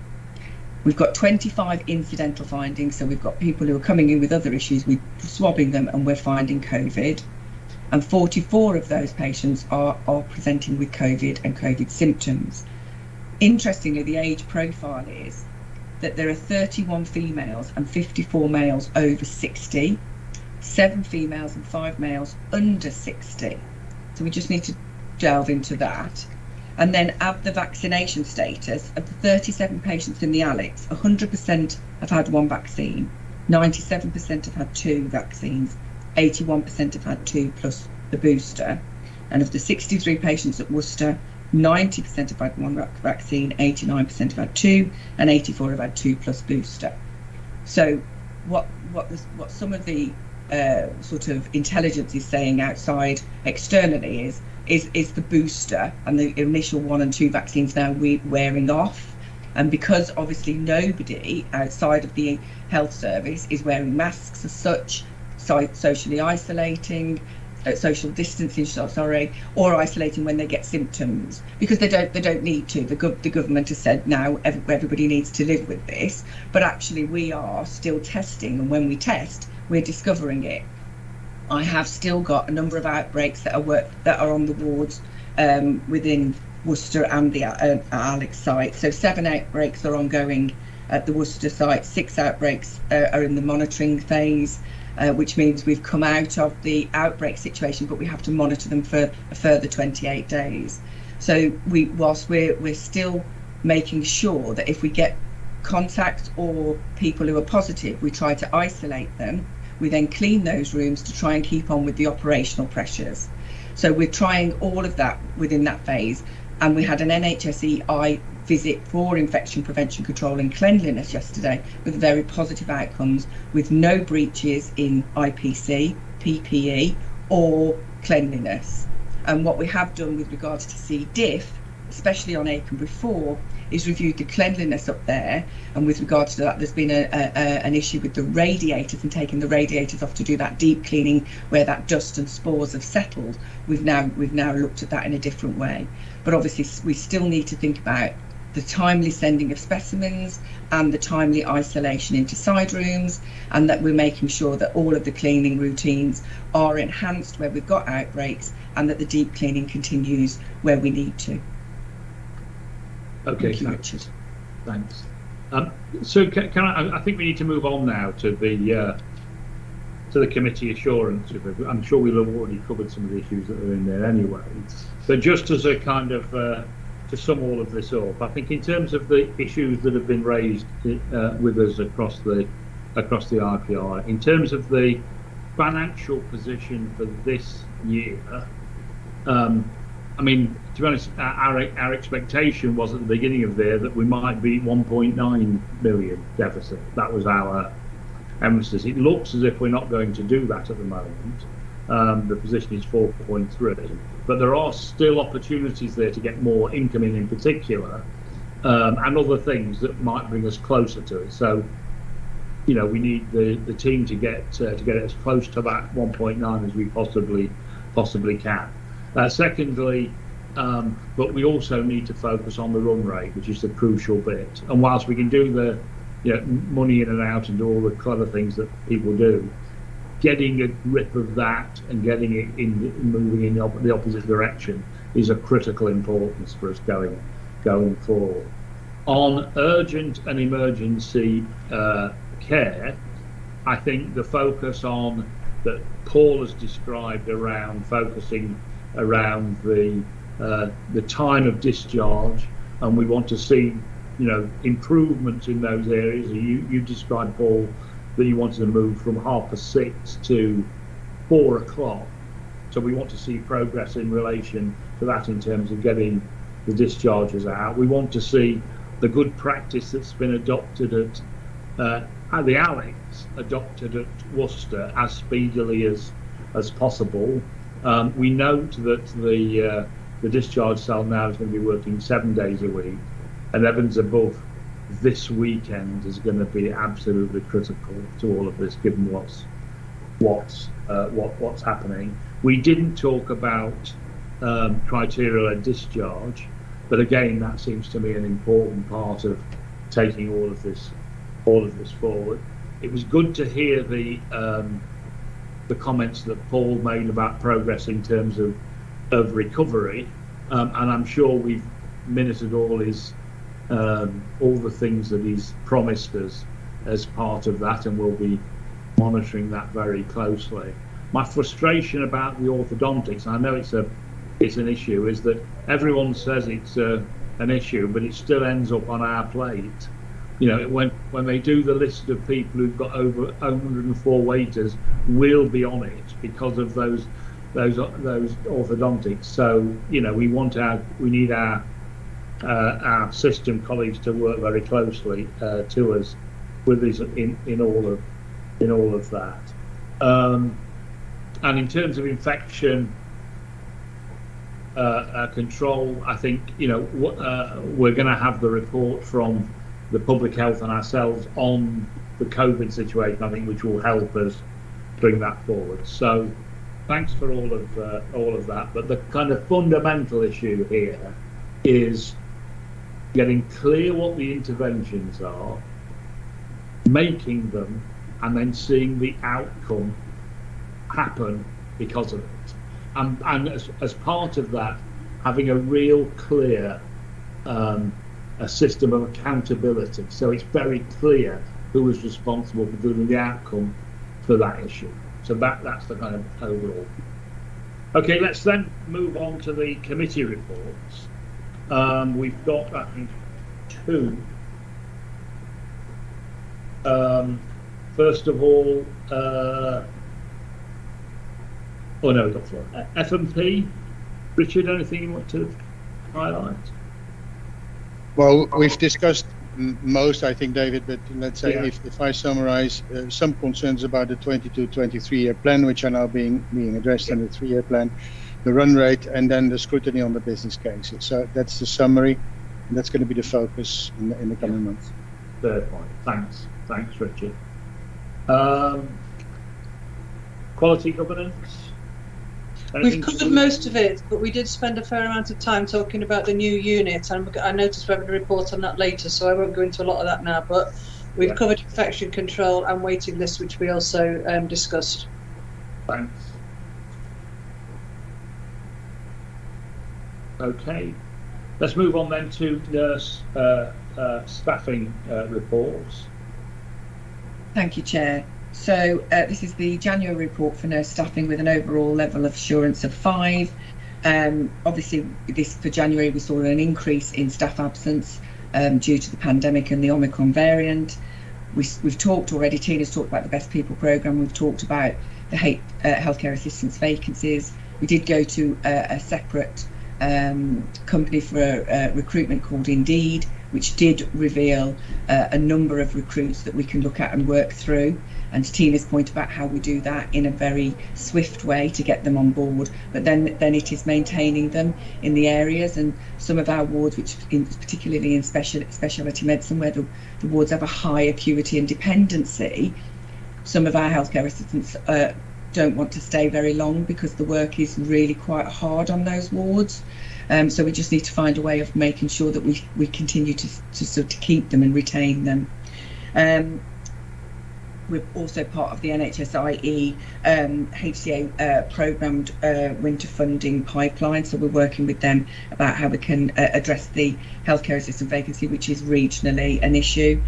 And then on a good note, and I think I might have mentioned this before, as of January, we were 99 vacancies for registered nurses compared to 269 in December 2020. So we are making inroads, and I think to Tina's point and Matthew's point and yours, David, we just need to make sure that those numbers are visible and that has an effect on the bank and agency reduction. I'll pause there for questions. Thanks. That sounds like really good news, that last bit, actually. Richard. It is good news, and I also wanted to kind of compliment Paula and the team, because I think this is a really difficult job. We often go over this report, but in these circumstances, to keep ourselves safe is quite complex, and so there's a lot of pressure on those colleagues that actually do this. And that also brings me to my question, Paula. I do think that there's still differences between wards. Some do this better than others, and some are able to keep their staff safe by using less bank and agency than others. And I'm thinking, what are you doing to share those best practices and to train those people to really make all of them get the best out of it? Thank you, Richard, for that question. It's a really helpful question, because you're absolutely right. Some wards do it much better than others, and other departments as well. So we are harnessing with my senior nurses, divisional directors of nursing, and with Tina and finance to look at what is working well in other areas and how we can replicate that in the areas that aren't doing so well.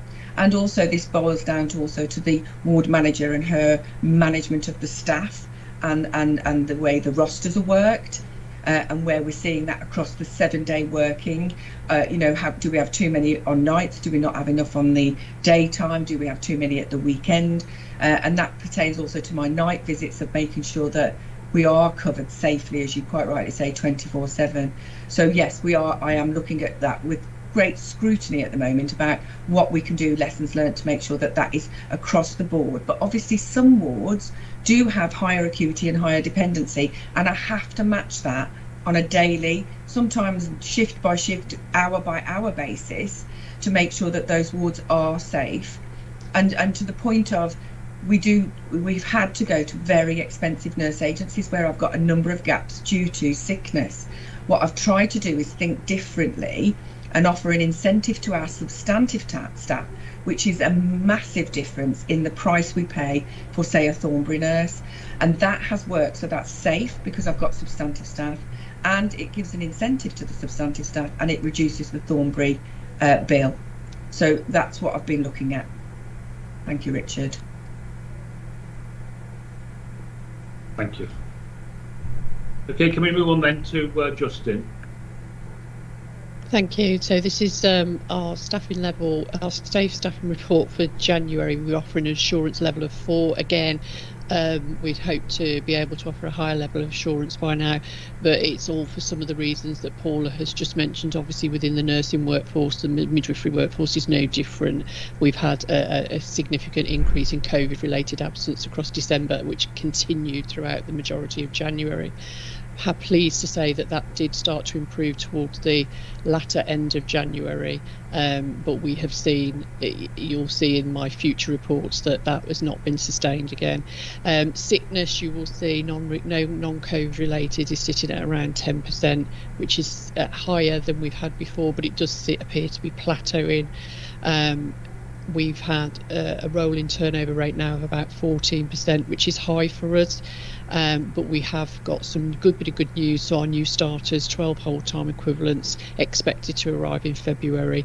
Obviously, this is an old report, and I can report that they have actually arrived now, which is good news. We saw no harm as a result of the incidents that were reported around staffing and medication incidents. But you know that we've talked before about the implementation of the new acuity tools in all of the areas. They are now embedded, but they're not refined in terms of the input of the data that we're receiving yet, and some more work has been done with the teams to make sure that that completion is more consistent and the quality of the data is also correct and inputted correctly.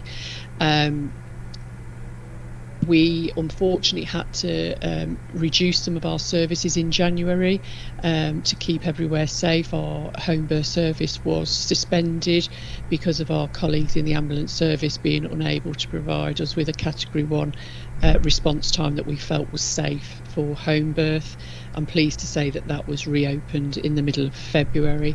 Meadow, we also had to close again because of the sudden increase in COVID positive women coming through. I have to just reassure that they were well ladies, although they were COVID positive and needed to be cohorted in a separate area for safety. And so we were required to use our Meadow Birth Centre again. But again, I'm pleased to be able to report that that has now reopened, and we've had some very happy families using that service again. We've seen a reduction in our delays in induction that we talk about on a monthly basis, which is reported via the red flags as well, and you'll see that within the report.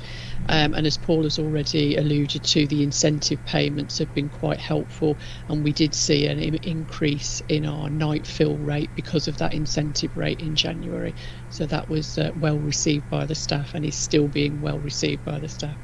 So thank you for that. I'm going to pause there and take any questions. Thank you. Anita. Just a quick one, please.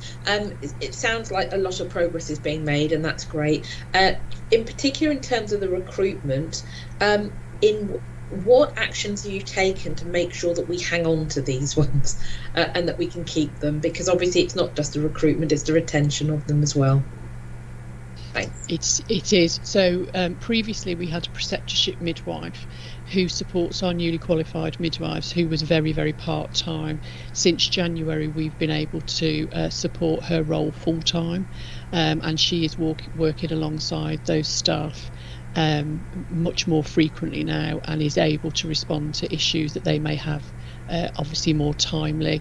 We've also been given some funding externally for a kind of buddy post for our non-newly qualified midwives, so our staff that have been with us for some time, because this is the group of staff who are often have been here for a long time, haven't maybe had refreshers, support, guidance, and what we should be able to do with this new post is offer them a very similar service to the newly qualified midwives, so that should really help going forward. Thanks, Anita. Okay, Matthew. Yeah, thanks, Chair. And just following up on that point, there's the commitment to continuity of care as the default model for maternity and midwifery services is still in place, and the expectation is that the whole country will get to that into 2024.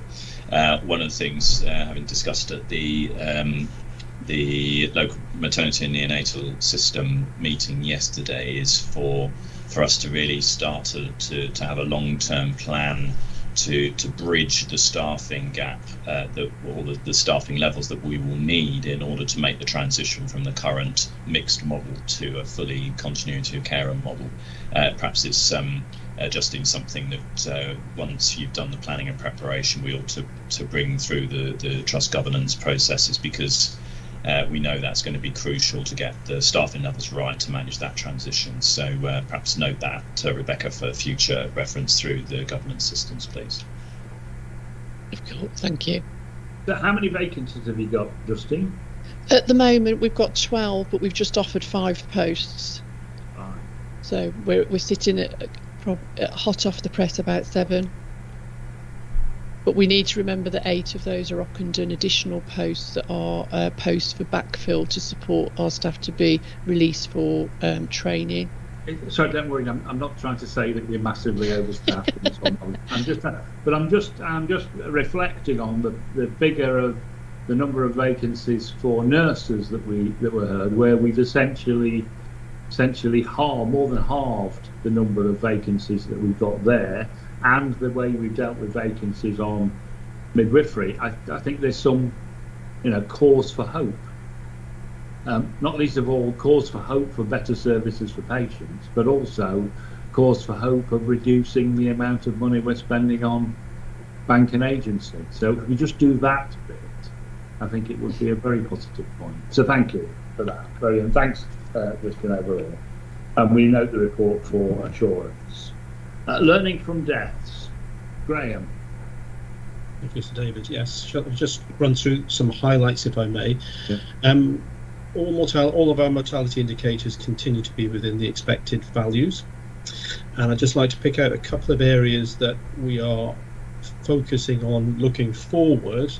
Although there's no current areas of our clinical services or patient groups that we're concerned about, looking forward, because of the long waits in ED over the last few months, then going forward we may notice that there's an increase in our 30-day mortality rate, because we know that that's associated with a long time spent in ED. So that's just something that we're going to be focusing on. And then also, as a result of the pandemic, our fracture neck of femur performance has suffered, and also potentially there's been an impact on our cancer performance in relation, and also not just the cancer performance, but in relation to presentation of patients that has been delayed, therefore more advanced disease.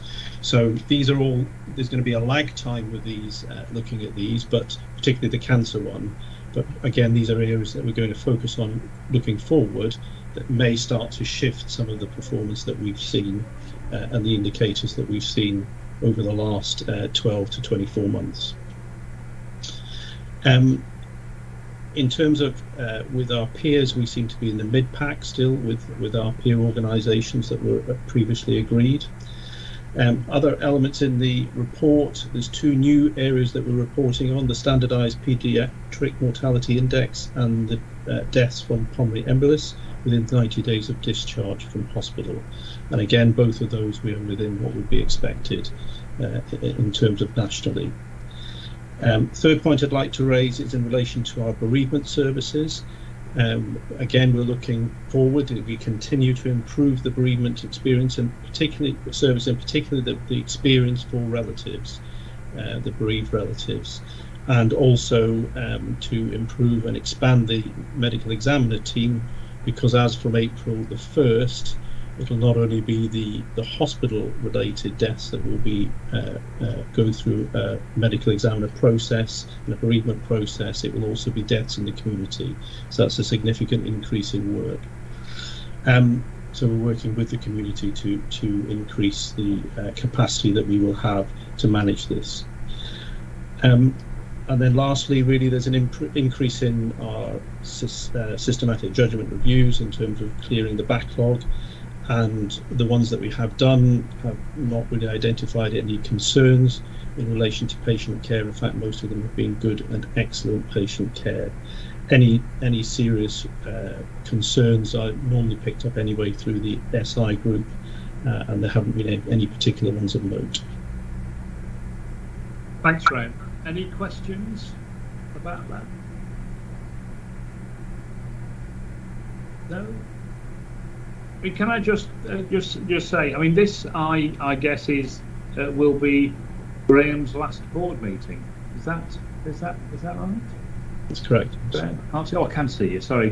Well, I mean, I'm sure there will be other opportunities to say it, but can I just say on behalf of the board to thank you for everything that you've done over the years? And I don't mean this to be a backhanded compliment, Graham, but you're a real sort of workhorse here. You know, you've always done what's been required. You've never, stood back. If there's ever been a volunteer required, you've been it. If there's ever been something to do that nobody else wants, you've been the person who's done it. And I think you've made a fantastic contribution to this hospital and to the and to patients. So thank you very much. I mean, nobody ever retires these days, I'm told, anyway. So we may, who knows, there may be opportunities to see you again in different circumstances. But on behalf of the board, can I thank you for the fantastic service that you've had for your patients and for the Waterford Acute Hospitals NHS Trust. Thank you. No, thank you, Sir David. It's been a pleasure. And you're a survivor. So well done. That's why I want to retire before. Well, I am still surviving. Okay. Let's then move on. I did actually miss. I'm really sorry. I slipped over the audit committee report as I was bashing through, thinking I was trying to catch up time. Is there anything, Anita, you want to raise in relation to audit? No, I don't think so, Chair. I think we've talked about the BAF. We've had some positive internal audit reports with significant assurance from internal audit, and we are, and I think the paper's coming later about appointing our external auditors for the next 3 years. I don't think there's anything else to draw attention to. Thanks. Thank you. And charitable funds, Colin? Just a couple of things to highlight, really, David. We met recently. We approved a budget. We've encouraged that the budget should be a little bit more ambitious, but that's looking for the years 2 and 3 rather than the immediate one, which we've accepted. We've also had reported to us that as a consequence of the Ukraine crisis, the value of our investments has reduced significantly. But hopefully, once things resolve themselves, hopefully with a positive outcome, then they will resume. But we did ask the question which you referred to at the beginning of the meeting as to whether any of the investments currently held on our behalf are in situations like the Gazprom or whatever, and we will get a response back, but there's no evidence to indicate that we are investing in that direction because we have an ethical approach. Good. I mean, there's an unintended consequence, isn't it? That the charitable funds investment reduced. Anyway, good, that's fine. And can I say for all of you, I have been proudly modelling the merchandise from the charities. They now have a very elegant suite of jackets and hats and various things. So please feel free to partake of that particular offer. Okay, let's move on then to going concern. Chief Finance Officer. Thank you, David. So this paper has been through the relevant subcommittees of the Board, Finance and Performance for their input, as well as the Audit Committee. There were a number of points raised, but effectively, as this says, we know that going concern is a fundamental principle of the accounting regime when we prepare our accounts. We know that we're a trust that remains with a significant historic deficit, and therefore we haven't broken it even in some years and are unlikely to do so in the short term because the amount of deficit that we carry forward.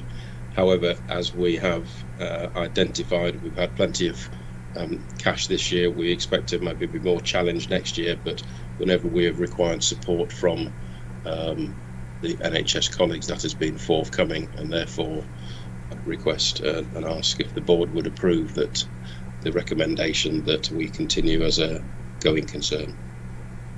Okay, as I say, it's been through TME, FBC and audit. Yes. So are we happy to approve this paper? We are. Thank you very much. Thank you. Date of next public board meeting, the 7th of April 2022. That's now the end of the meeting in public. Thanks everyone for their contribution. Can I mention board members that we are due to meet at 12:30 for the private section of the board? Can I suggest we make that 12:45? Is that okay? So if we meet together in private at 12:45. Thank you very much for your attendance.